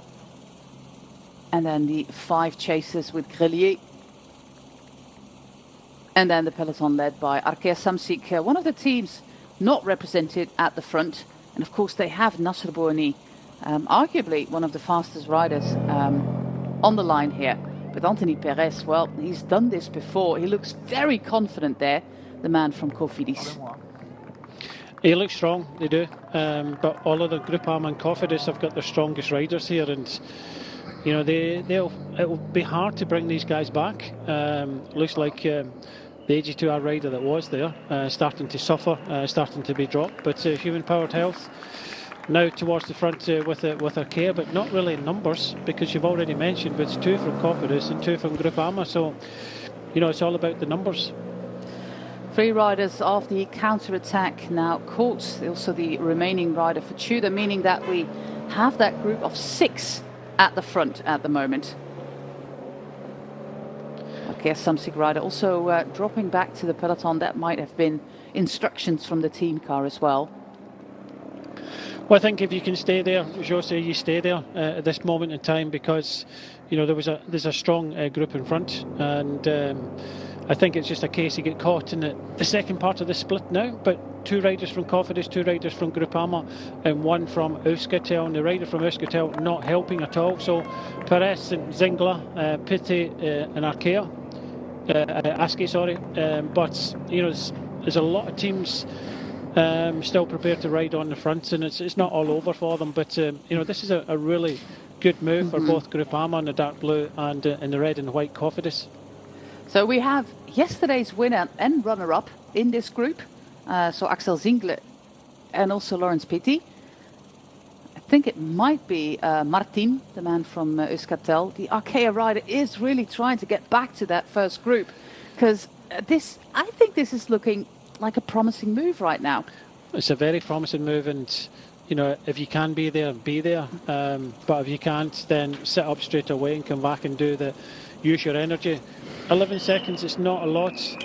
Now we get the Kiwi team of Bolton Equities Black Spoke now starting to ride as well. So I think there's enough teams and riders, and there's enough distance to go to try and kind of bring these riders back. But as you've already mentioned, Jose, that you know a lot of these riders have already shown how strong they were yesterday. And these guys, when you're riding strong, you can recover quite quickly. You know, the fitter you are, the quicker you can recover. But it's whether the riders in the peloton will stay together or whether they'll start to attack. You've got to remember that AG2R and Total Energies were very active when we came onto this, and it wouldn't surprise me if they would try and fire riders across to this breakaway.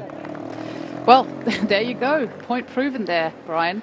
They are immediately going for that counter-attack. But the danger with these counter-attacks is that it can also be stop and go. And if these 6 riders at the front stay committed, this attack will keep on going, although the gap is getting awfully small at the moment. It is, it's just that acceleration. I think it was Bergado again. We've already seen him on the attack, trying to kind of fire across there. Thought I'd see AG2R as well, because they have been very active, but there's still enough teams at the front to be able to kind of control things. So, you know, 5 now becomes 6 again. We do know that defending such a small gap of 5-6 seconds can be successful, like Thomas Pidcock did in Strade Bianche. But there are quite a few teams in this peloton still very much interested in having a sprint. Arkea Samsic, of course, Tudor Pro Cycling, they have Arvid de Klein still with them.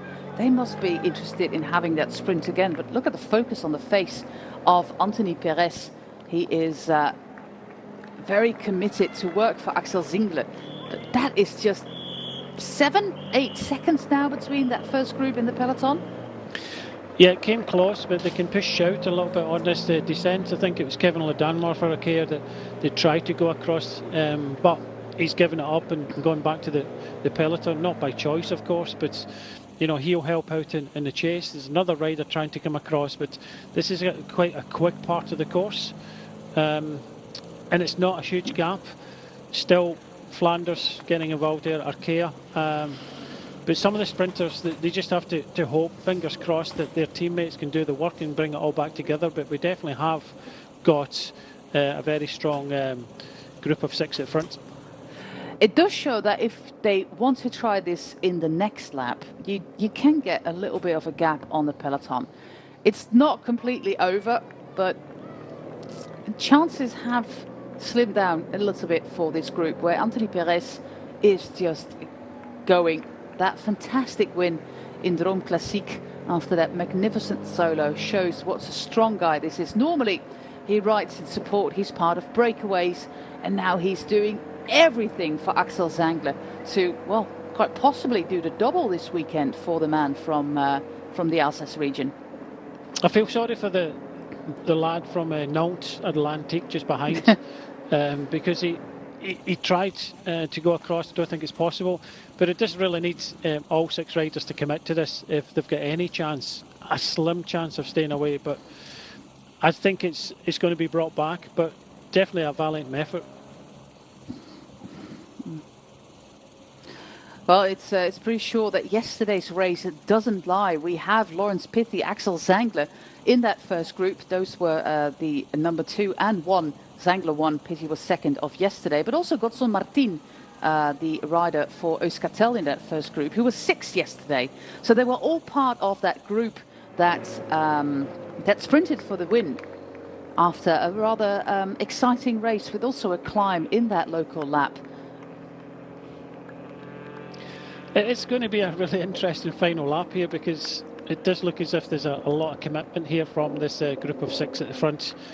Godson Martin was initially, missing turns, but he started to do a little bit. Bergado went across to join them. So coming up to the bell now, as we're panning out, the gap's not huge. We've still got the peloton in one long line, but Arkea are the only team riding. Schuder are there, but they need numbers, and that's why they're sending numbers up towards the front.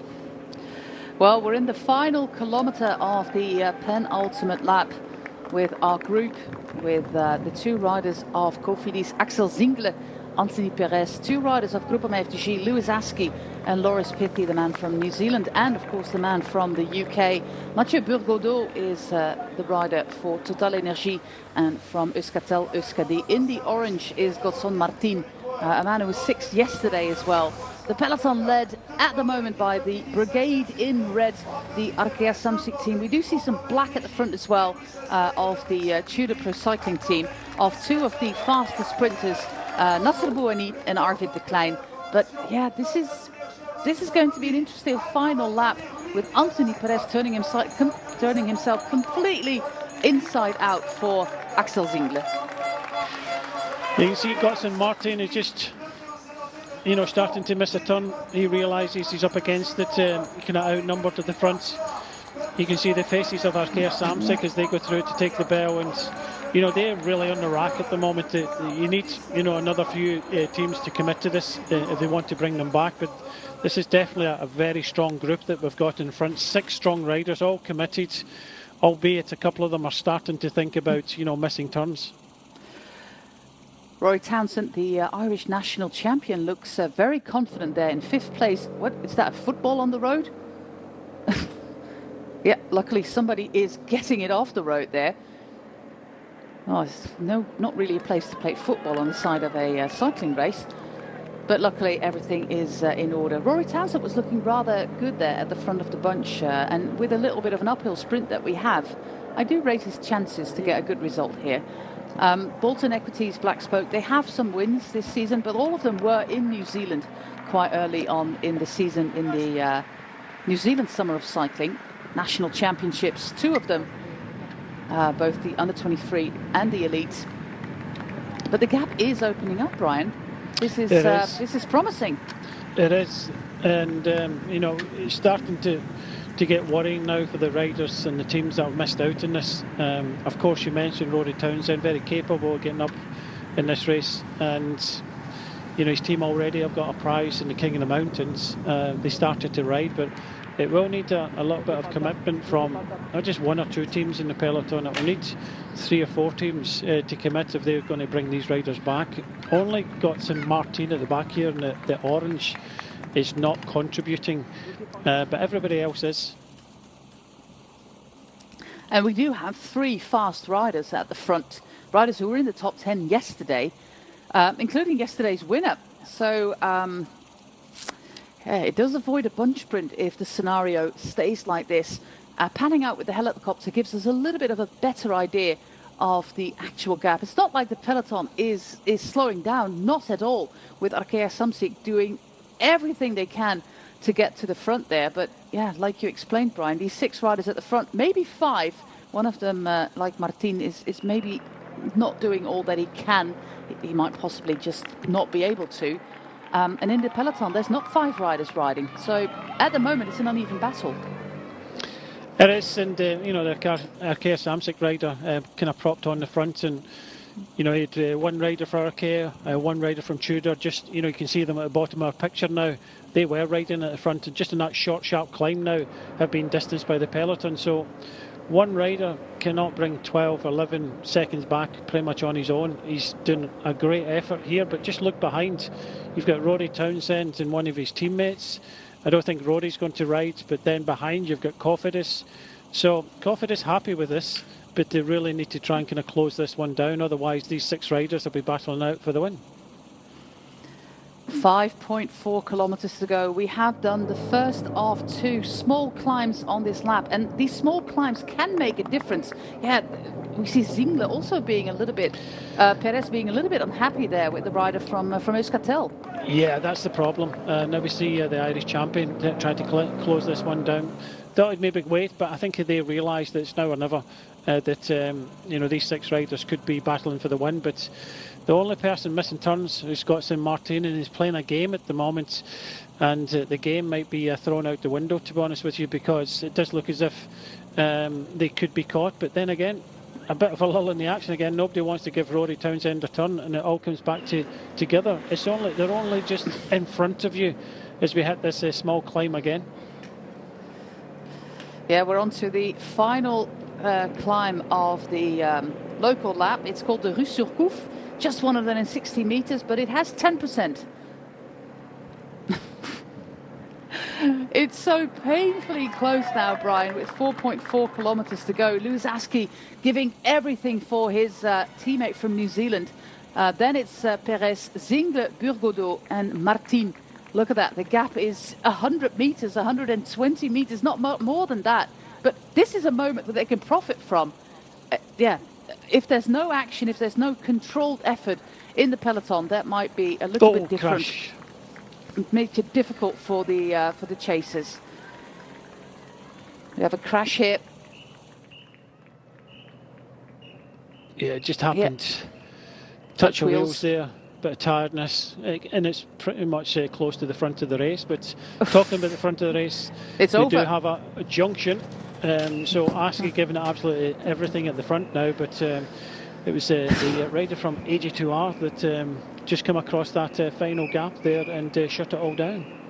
I think it was Retailleau. We have Mansin there leading the peloton, or what's left of it, for Total Energie. Also a rider from Burgos at the front right now. But then if you are not in the first part of this peloton, moving up towards a sprint finish is going to be really, really difficult. It's completely stretched out at the moment. Yeah, there's got a great opportunity to move up at all, but Pitty now goes for it. Askey tried to set him up there.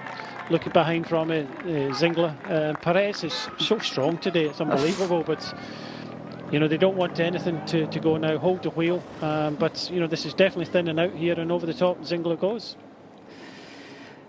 A very fast descent, and then the final 1.5 kilometers are, well, relatively flat, although the final few hundred meters, it looks like everything and everybody is staying upright there. after that really wide turn, but the final few hundred meters, they have a slight gradient in them, which of course means that you really have to time your sprint to perfection. We still have those riders of our breakaway of 6 at the front, with Perez and Zingler doing an absolute monster job there. This is Zingler.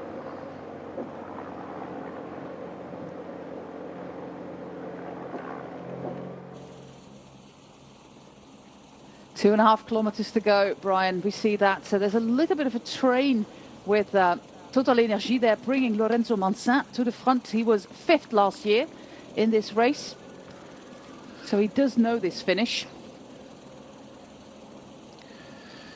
Yeah, it does look as if we're coming off this descent now. Zingler tried to go there, but a lot of riders on the wheel, and I think we'll see a general kind of regrouping now.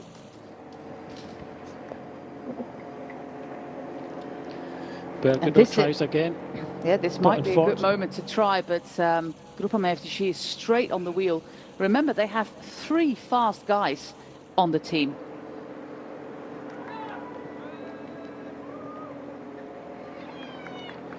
Viermo's just coming up as well. So Manzin is there. So you get Bergedorf at the front for Total Energies in 3rd place. Viermo's, they realise that Manzan is there. Probably better sprinting from this kind of smaller group. But it's Bohani just going through at the front of the next group in 2nd place there. Also 2 riders for Burgos PH there. It might actually be Manuel Peñalver, who has a strong finish. Yeah, I was thinking in the purple, if it is Peñalver, yeah, he is a good finisher. He's got many of a top 10 place, and finding himself at the front right now with 1.3 kilometers to go. We are going towards that final corner there. Pitty's still very active. Arkea are going to come up a little bit short because Total Energy is really going for this one now. Maybe a mistake now of letting the wheel go, because they had Monzan there. Zingler having to kind of close this one down. So it's going to come down to the finishing straight, and I'm not too sure that Arkea are going to close this one down quick enough. No, there is a gap now for our 3 leaders and also the 7 or 8 riders chasing them. Final kilometer, final turn, going for that finish line. A little bit of a moment there for Burgos. We have one of the riders of Groupama FDG as well. Mansin is waiting in the wings, but it looks like a successful attack, a possible successful attack here by the rider of the Total Energy team. Is it Tesson? It might actually be Jason Tesson. Ooh, the light just went out. And then a very early sprint for the rider of Groupama FDG. We have Bram Welten leading the peloton at the moment. It's a very difficult situation to judge. We have Mansin getting to the front there for Total Energy, but still here on the inside is the rider of Groupama FDG going for that finish. Mansin is trying to close the gap. Still, Anthony Perez is there, but the win looks to be going to that rider of Groupama FDG.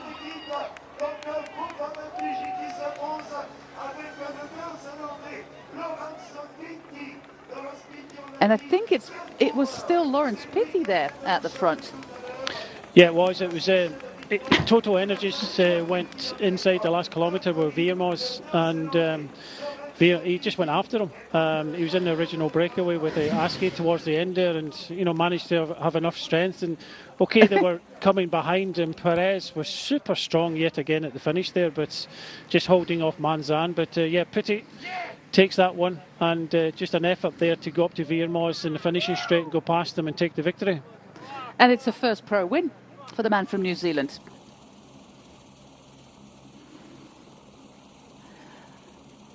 That was a really chaotic final where we just didn't see Pitty because he was all the way at the inside of the street here, and the camera just didn't catch him up till the final, 100 meters, Brian?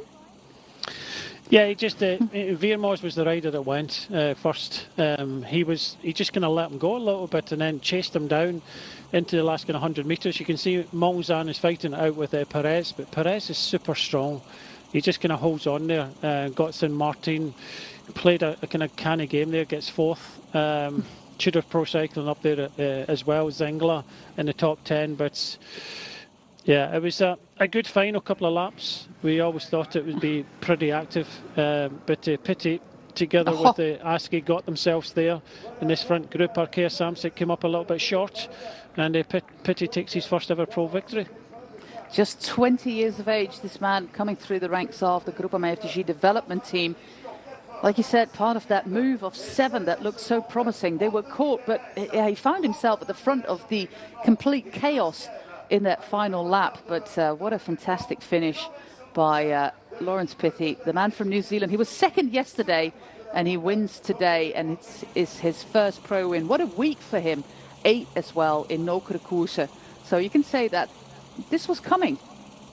I don't think people are still awake in New Zealand at this time, but a great new kid on the block called Laurens Pitti of the Groupama FDG team, and some fantastic teamwork also by Lewis Askey, the Brit.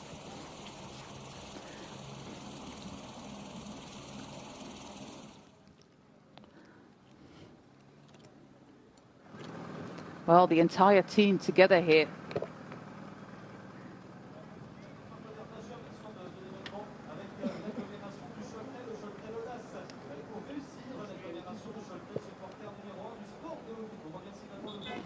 We knew his form was good, but yeah, runner-up yesterday, first pro win today. Going to see him in action again on Wednesday in Brugge de Panne, another World Tour race. But this is the top 10 of the Grand Prix Cholet, Pays de la Loire. Laurens Pitti ahead of Anthony Perez, Manzin, Cardis, Lindsay de Wilde, Michael Zeilaert, Axel Zingle, Manuel Peñalver, Pierre Cotera, and Cyril Barth, the top 10 of today's race.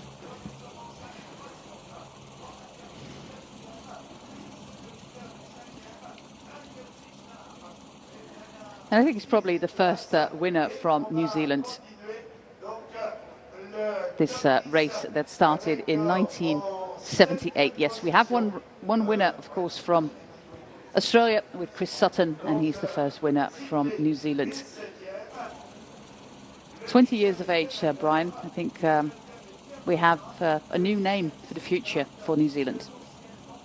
Definitely looks strong, together with Lewis Askey. They took the bull by the horns in the final couple of laps there, and strong to the end, taking his first victory. Perez looking super strong there, but you know, Pitti had already gone. Monzan taking a creditable third place there. It does look as if the rider in fourth place was in fact Romain Cardis of San Michel, with the big result. De Wilde for Flanders just going to hang in there with fifth place. So you know, it's a really nail-biting finish, good finish, but you can just see 3 groups at the finish. Big result for the small Saint Michel team, getting fourth in this race.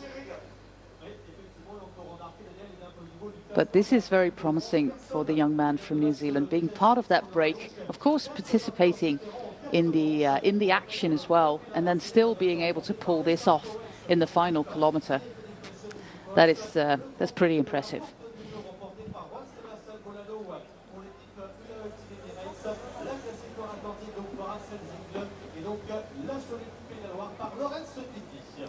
Voilà, on rappelle donc le classement des 5 premiers. Premier Laurens Pitti, le port de l'équipe Groupama FDJ. Deuxième, Anthony Perez de l'équipe Finis.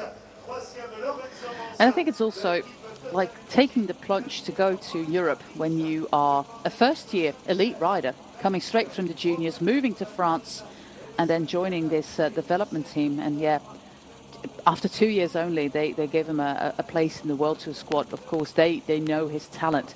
But just being 18 years, moving to the other side of the world in a language that you might not even speak, I think that for the riders from down under, but also from the USA, South America, it's pretty difficult. But we're going to listen to Anthony Perez first.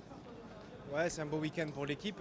Hier, Axel Yeah, a a gagné. good weekend for the Aujourd'hui, j'ai essayé team. de l'aider, mais bon, ça s'est goupillé un peu pour moi dans le final. Et I tried to help Axel, but it was c'était also un a good joli final sprint, for me. super It was a long, great sprint, a very long sprint there, J'ai pas réussi à l'emporter, je suis un peu but déçu, mais je suis I quand même didn't content d'être succeed là. in getting it. J'étais un peu But surpris dans le final, I'm on peut happy dire, hein. C'est vrai nonetheless. que tu pensais pas qu'il allait tenir à ce point. Ouais, il était super fort. En plus, il prenait des Yeah, he gros was relais, super des strong. gros relais devant. Donc, franchement, He chapeau à lui. fantastic C'est ride mérité. at the front. En tout cas, avec le It finish, was ça va bien en ce absolutely moment. well Vous marchez un deserved. peu sur l'eau. Hein. Oui, ça va. On essaye de performer sur les Coupes de France. C'est à notre portée. Et voilà, Yeah, on essaie de this is one of the d'être, goals for the team, to do le well plus, in the Coupe à de l'avant France possible. Ok, merci Anthony. and to finish as good as possible. And that's exactly what they did. A win yesterday, a second place today. And I think with Axel Zinglet also in the top 10, I think he is still the leader in the classification. He took the lead yesterday, Axel Zinglet, and picking up some points again. Yeah, for the French teams, it's super important. And Cofidis, yeah, they're just not a team that wins all that much. They're known for having a huge budget, but not really getting all the wins. But in recent years, that has changed with a lot of aggressive racing with Guillaume Martin, with Victor Lafay, Rémi Rochas, Nasser Bouhani as their sprinter, and now also with Anthony Perez, who started this season in fantastic form with a second place in Drôme Classique, and now first place in Drôme Classique, of course, and a second place today. And this was the winning move, Brian, in the final kilometre. Well, this is Viermos, and you know it was a case of pity. Went into that corner, three of them. Viermos went in really hot, and Pity decided that you know he wanted to chase down Viermos, and he did. Looks behind into his slipstream and went straight past Viermos. Is in no man's land now. He's in his last legs. Sees Pity go past. Looks behind and thinks, well, I need to come up here. But I think it was the 82R rider here that just kind of let the wheel go.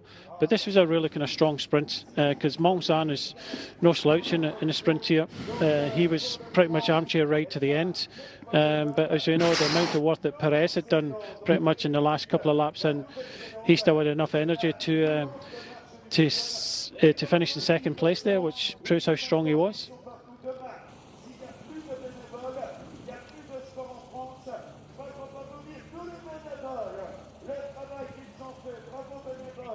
Today it's your day. Yes, today you make a wonderful race, but today you are splendid. Yeah, today was a really hard day. We had a plan to be offensive in the final laps, and we really executed that well. Lewis and myself went away with the strong group of five, and it came back together in the final lap, but Lewis did an amazing job to help me go for the win, and I was able to go in that final K. I don't think I've ever gone so hard. I just had to put my head down and go, and I managed to hold on. We see the last month your evolution is very nice. Yeah, I mean, it's really nice to win at this level. Coming second yesterday was really cool, but every cyclist wants to win. So, yeah, I'm really happy to do this today. After this, you continue with the Coupe de France? Yes, I think I will. I'll continue with the Coupe de France. They're really nice races and they suit me well. So, yeah, I'll be back. One more congrats. Thank you very much.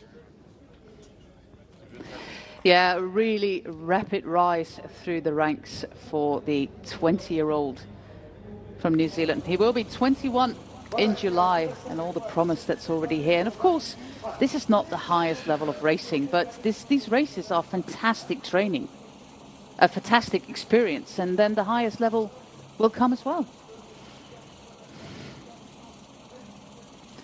This is the classification. It looks like Pity, of course, after his second place yesterday and his first place today, is now the leader with a rather big margin on Axel Zinglet. Molano, winner of Denain, Paulus, winner of Marseillaise, Anthony Perez, Zeilaert, all in that top 10. But yeah, good result for Groupama FDJ, and for a French team, I say it again, it's so important doing well in this classification, especially because they have two prominent French sponsors as well, Groupama, an insurance company, and FDJ, the national lottery.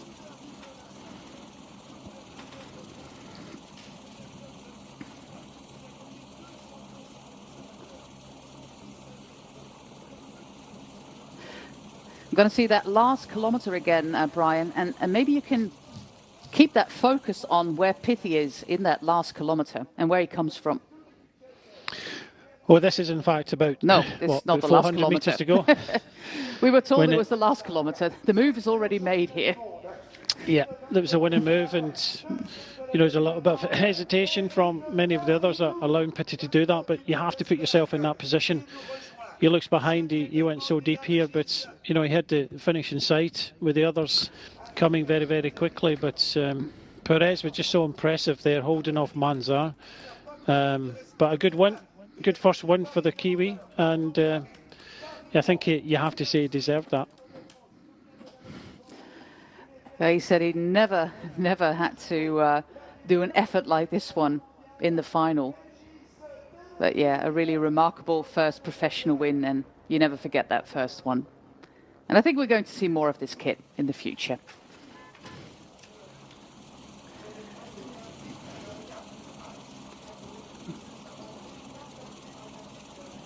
And we do see a lot of the riders that we saw in that top 10 yesterday, again today. The Coupe de France continues next Sunday with La Route Tourangelle, but from tomorrow, of course, you can watch.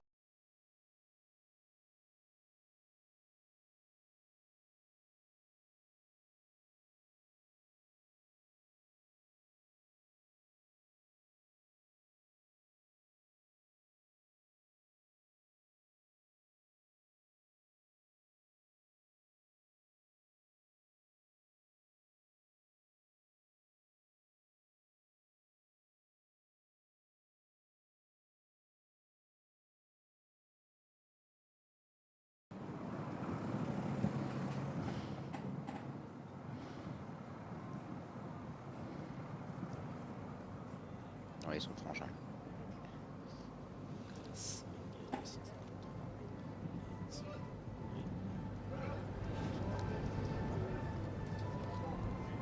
Ok, dans 2 minutes.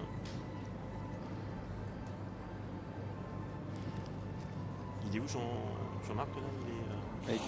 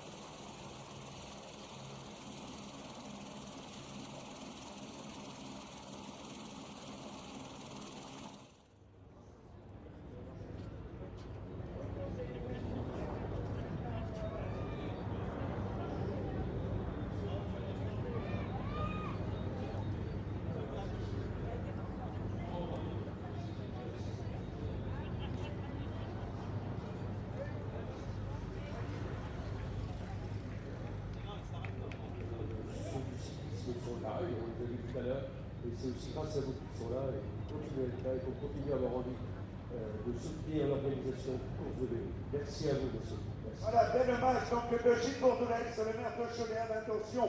On aimerait bien Bernard Champion nous rejoindre. S'il est là, il serait heureux d'être là, Bernard, avec nous.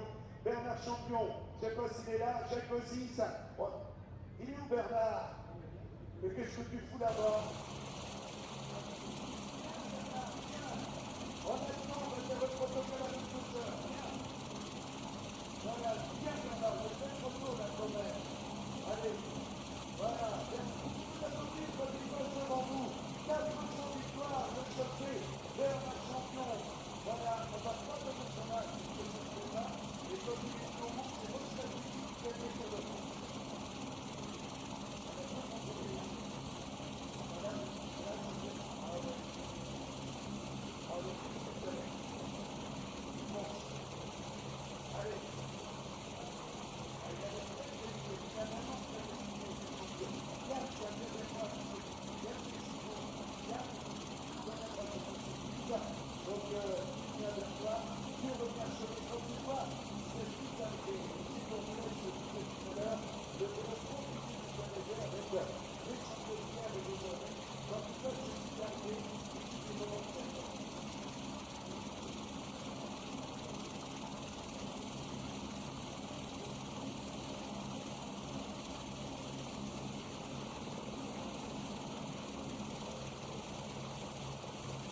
Voilà, merci Bernard Champion, à nos collègues de Brésil qui nous a rejoints.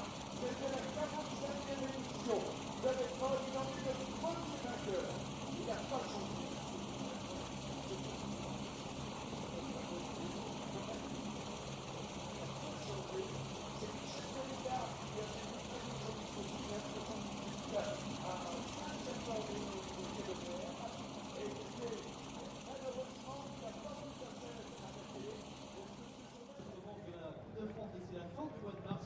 Le dernier jour de mars avec la route de évidemment. Elle est organisée par Bernard Valindre. On aura plus bien sûr à ce retour. Voilà, ce sera le dernier jour du mois de mars, le vendredi. Et ensuite, en avril, pas trop de en train de manger la Coupe de France. C'est en mai que ça réapparaît. Ah si, il y a le Tour du Doubs qui aura lieu le 16 avril. Autrement, il fallait au mois de mai avec le Grand Prix de Plumelec-Morbihan, le Trône-Léon, le Tour du Finistère et les boucles de l'eau de la Châtelaine. C'est pas la peine de vérifier, si je te le dis, c'est que c'est vrai. Donc alors, il n'y a pas confiance. Si il doit finir, il perd la mémoire. Non, non, pas du tout. Donc, pour le moment, eh bien, le protocole va commencer dans quelques minutes. La Nouvelle-Zélande sur la plus haute marche du podium. Et comme on a un petit peu de temps, il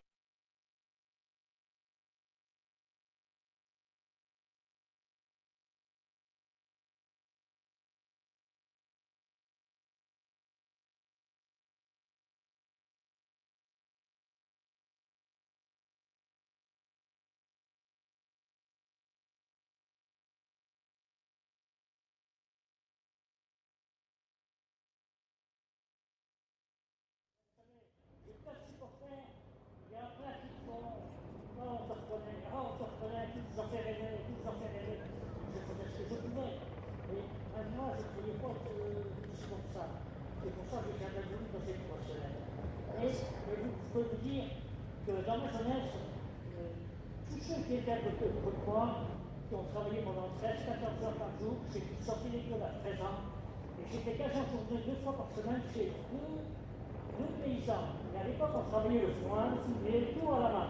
Et quand j'ai commencé le vélo, vous voyez, et bien, le vélo pour moi, c'était pire que dur. Je tenais 4 ans d'effort en vélo.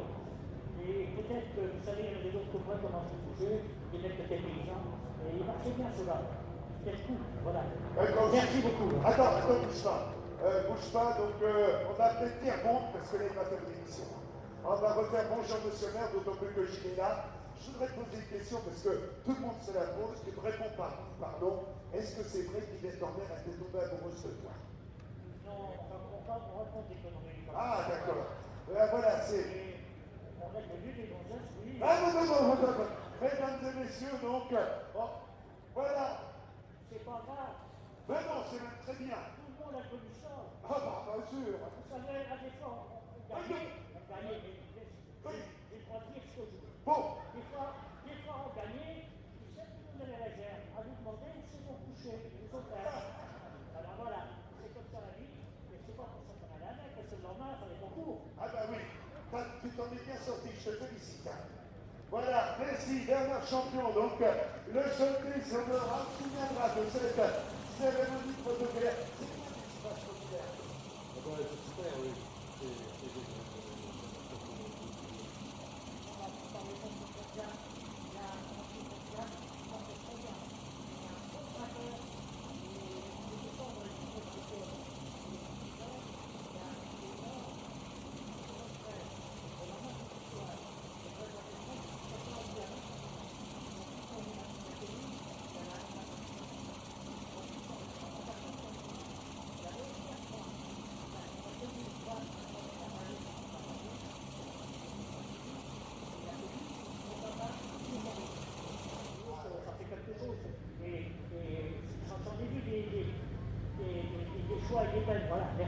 Merci pour ton témoignage et ton émotion.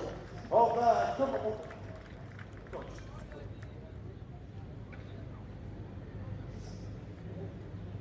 Oui, non, tu sais, Bernard, à tes côtés, c'est Xavier Deschamps, le président de la Ligue nationale de cyclisme, deuxième d'une étape du Tour de France, à Lorient, derrière Terre, et qui a gagné en Italie. Il a brillé dans Milan-Turin. On commence le protocole avec le...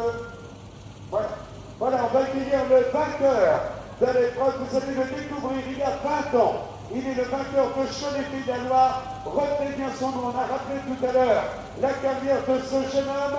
Merci de réserver un tonnerre d'applaudissements au bord de l'équipe Groupama FDJ, Lorenzo Pitti. Le voilà, 20 ans, le vainqueur de l'épreuve. Ah, vous pouvez l'applaudir plus fort. Félicitez donc sur le podium Lorenzo Pitti. Un rappel, Loire autorité date. Troisième de camp de Belgium. Il a brillé au championnat du monde. Il est aujourd'hui le vainqueur de l'épreuve. Finally, we do have the podium. And of course, Laurens Pitti shining his first professional win. And I think, Brian, he left a really big impression on us all here. Yeah, showing the talent and delivering, took his opportunity. And that was, an opportunist move, but you still have to kind of finish it off. But the thing is, he was in that group of 5, 6 towards the end. Really made a race of it for the second day in a row. And you really have to say he delivers this. He deserves this.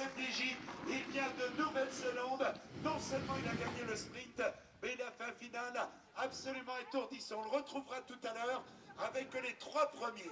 On accueille maintenant le deuxième. Yeah, we've been discussing New Zealand pro cycling a lot, especially with the Bolton Equities team. But it turned out to be another rider on the French Groupama FDJ team coming away with the win today. I was absolutely impressed by the way the still relatively young team raced here, with a star performance by Lewis Askey, again, a man who absolutely excels in these spring classics. And hopefully we will see him in Flanders, in Roubaix, in Edry, Dwars door Vlaanderen, all these big races, because he's won it as a junior, and he's really getting stronger every year, and it showed today. I hope that young Noah Hobbs also had a good experience racing with the pro team today. Of course, all the youngsters on the Groupama FDJ development team, they know what is possible, although when 9 riders go across to the World Tour team, I do kind of wonder how many places will be available in the upcoming years.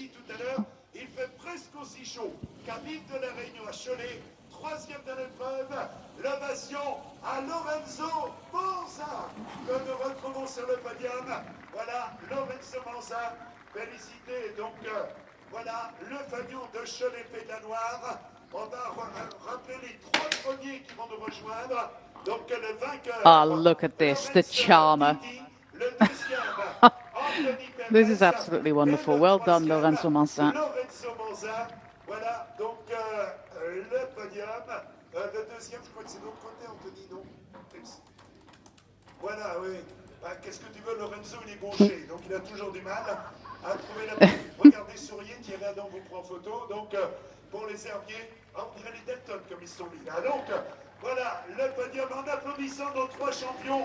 Je crois qu'on peut applaudir tous. Sunny, shiny faces on the podium of Cholet Pays de la Loire, with the youngest of the 3 in the middle, Anthony Perez, showing again he is a super strong rider, still having his form of a couple of weeks ago in Drôme Classique.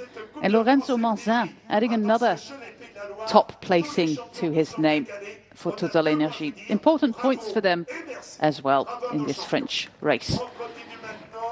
Yes, tomorrow we continue here on GCN, on Eurosport and Discovery with the Tour of Catalonia, Brian, and it's going to be like a Giro d'Italia preparation race with 2 of the prime contenders for the Giro, Remco Evenepoel and Primož Roglič. They have already shown, both of them, that they are ready, and it's going to be the first time they are going to meet each other this year before the Giro. It's great, isn't it? It's going to be a good week, and I've just actually downloading the route as well. So I was just having a little look at it, and it looks Three rather mountaintop finishes. Yeah, rather lumpy, to say the least. Yep, it's going to be a fantastic course, and normally they have like one, maybe 1.5 uphill finishes. Valter, of course, being the traditional uphill finish, but 3 times. So they really want to allure. They really want to draw in the big guys, and it's of course not only Evenepoel and Roglic, but some other fantastic riders as well. So that's 7 days of fantastic fun. Of course, this week we also continue with World Tour racing in Belgium. Brugge de Panne for men on Wednesday and for women on Thursday, and Gent-Wevelgem next Sunday as well for both men and women. So a lot of racing coming up on your favorite channel with some of the biggest names in cycling. Maybe in a few years' time, we're going to say, well, we saw one of the biggest names of cycling get his first professional win here in the streets of Cholet in that beautiful, beautiful blue jersey of Groupama FDG. His name is Laurens Pithy, jumped onto the wheel of Viermoos and came away with a rather magnificent win. Absolutely impressive display. If you look at it right now, how he jumped to the wheel of Viermoos and just leaves him standing there. Pretty impressed by Laurens Pithy. We're probably going to see him again on the podium or in winning ways soon next Sunday with La Route Tourangelle.